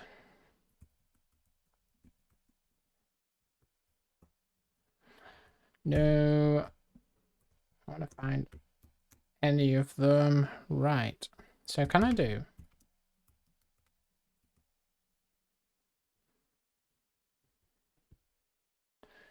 Well, what went wrong there? So in what? I'm trying to work out why it was in the root, but it doesn't matter. So .NET import test.exe. Can't find a file. libgreet. It's unfortunate. Let's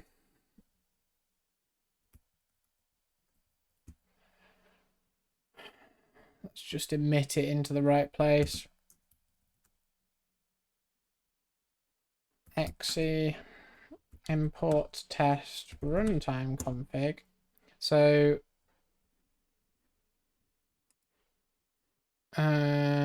let's just do a -o, and it's going to be next to the rest of the libraries, because then we don't have to deal with assembly load paths and stuff. And then compile.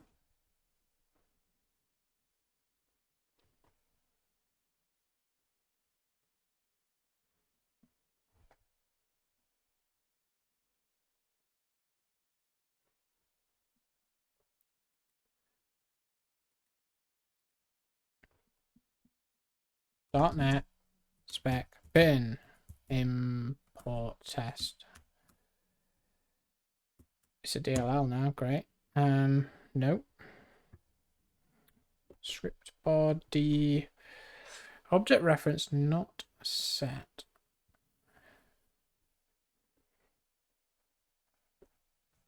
What?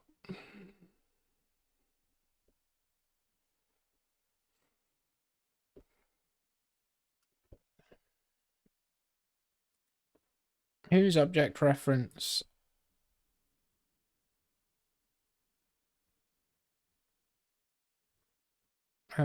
Test example.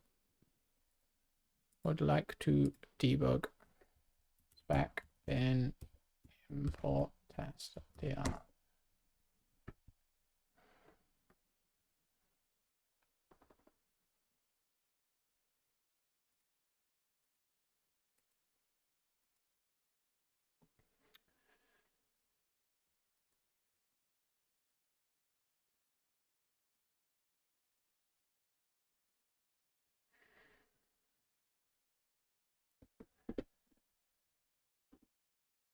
Paused on entry. Okay. Paused on exception.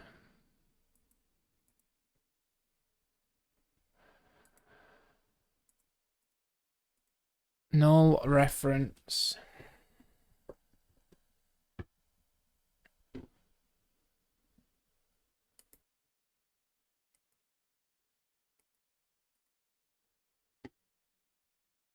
What's going wrong here?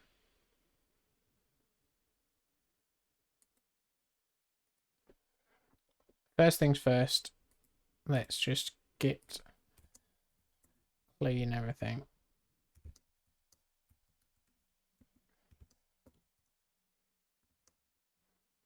And then we'll run the tests to generate all of the other binaries.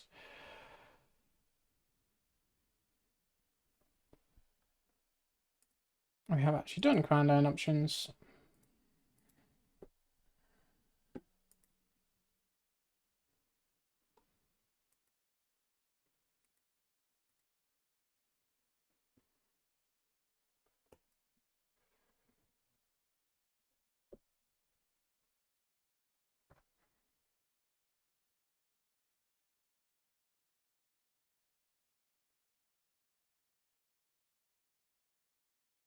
I think I know what it is. It's because we don't have an initializer for it, so we're not calling the initializer. So yeah, that's going to be a more awkward thing to fix. So in our emit context, we have this mapping of initializers.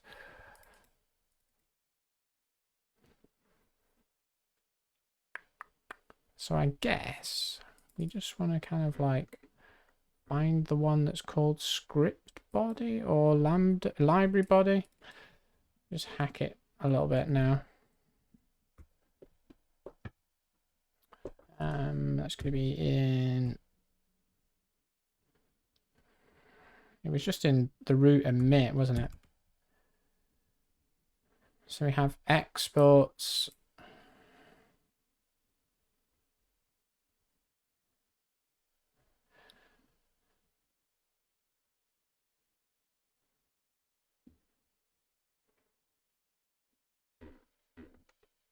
It's down here. We got the ref. No, that's too far. Externs. So for every type, we do that, and then we also do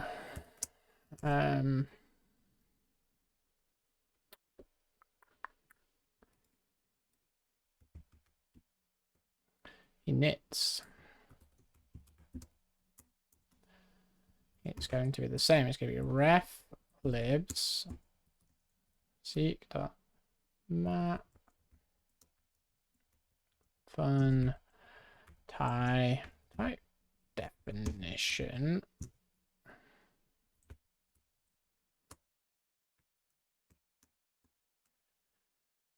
tie dot methods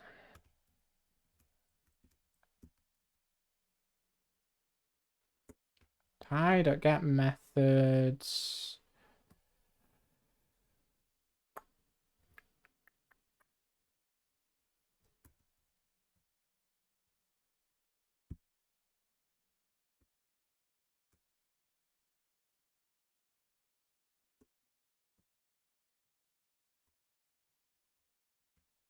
seek dot pick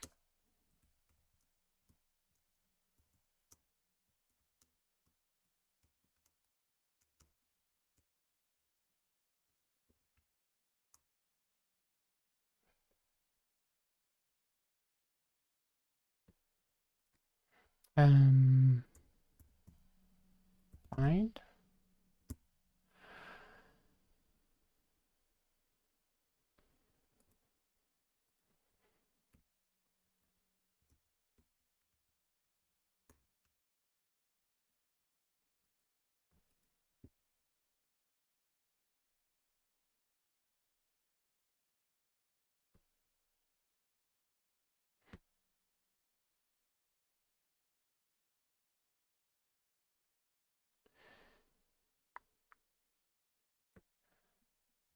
So then that's going to be tie.full name. And then that.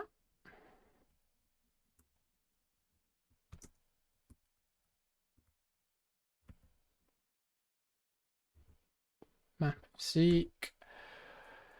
And this hopefully should compile. Must be method definition.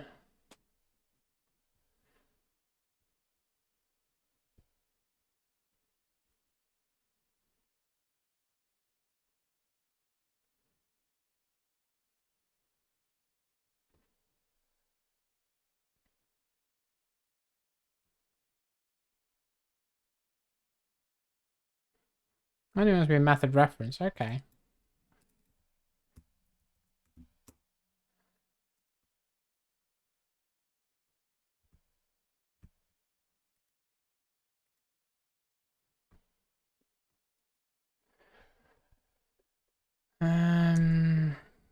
Take the whole of that and cast it as a method reference.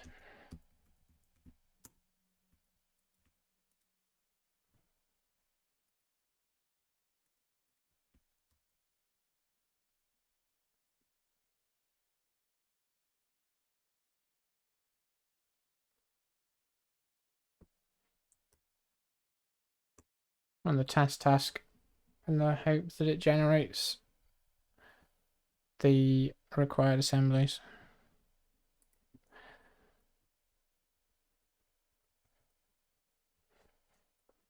And then when was that? I was generating the import test by running the debugger. This one.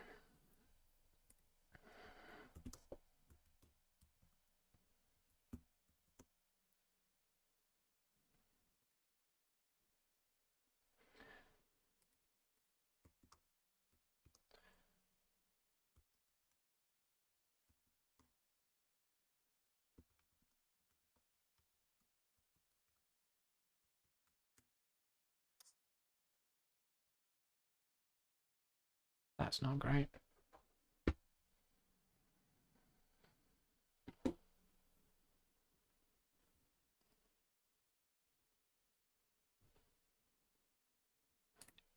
IL spy.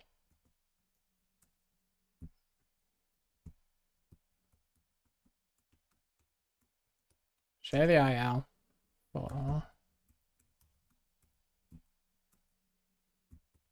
the import test.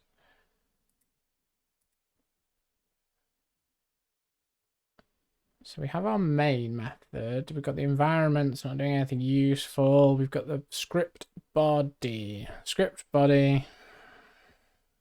Thunk. Script body is going to do call get instance pop. Load field greet. Greet. That load of undefined means that we failed to find the initializer. Why did we fail to find the initializer? It's because we looked the initializers up by the mangled name, which is type.name, not type.full name.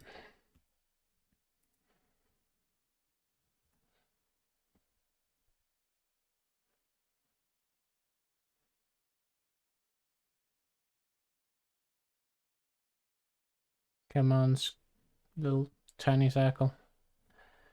It's down here doing its job.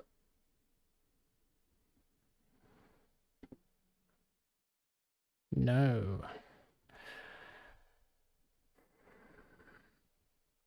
Ah, yes, we need to import it. That was the reason why that typecast was needed, was because we were actually doing it wrong. So we take the methods, we find it, and then we do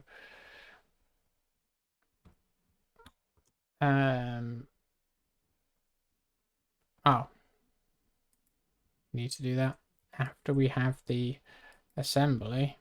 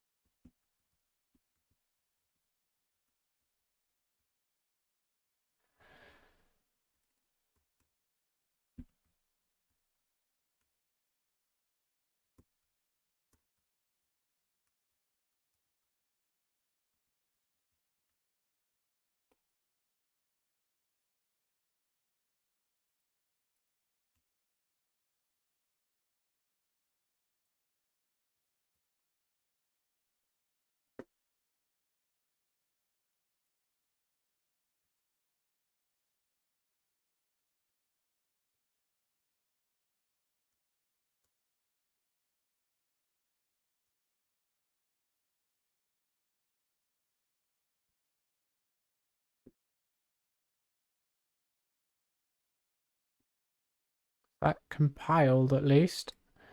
Now let's see the IL again. This time hopefully we shouldn't have that undefined. Call object import test script body.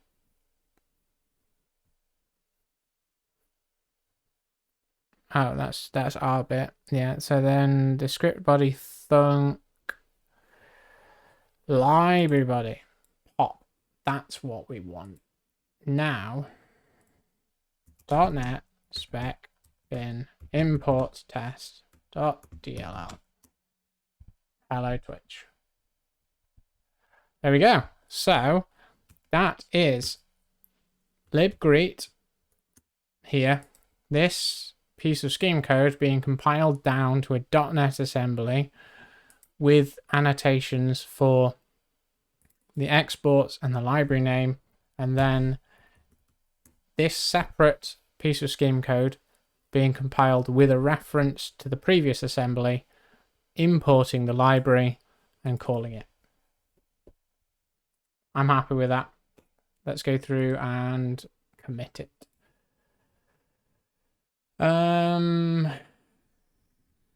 Feersum import test.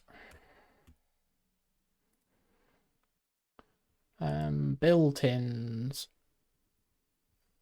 So in the built-ins, we have made these two get exports, try get signature methods, which extract the metadata out of the libraries.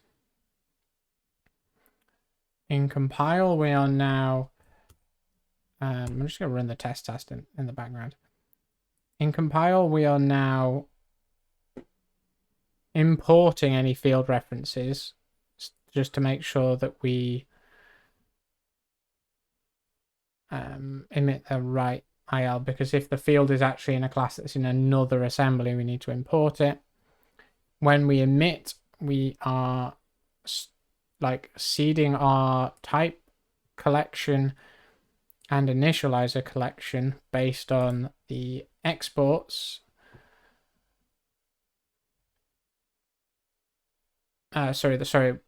Seeding it based on the reference libraries. And then down in compile, we load all of the references that you pass in from the compiler options and separate them out into the library signatures, which we've passed, that we use for the binder, and the actual libraries themselves that we use when we emit it.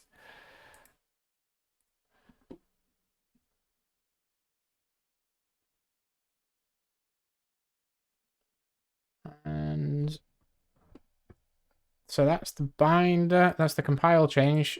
The evaluator needed to pass in an empty list of references. The compiler options now has the list of references.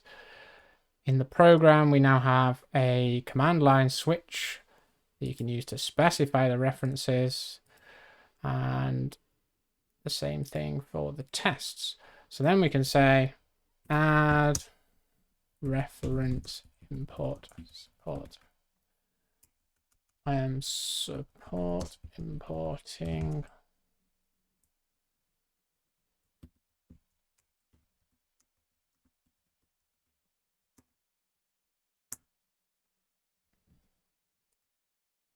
and publish that branch. So that's it. Import from a referenced assembly done. So in this stream, I think we've made pretty good progress. This kind of brings the whole library support to a close in the compiler, in that now we are compiling down 2 separate classes, putting the metadata we need in, and we're able to reference it. So thanks a lot for watching, and I'll see you next time.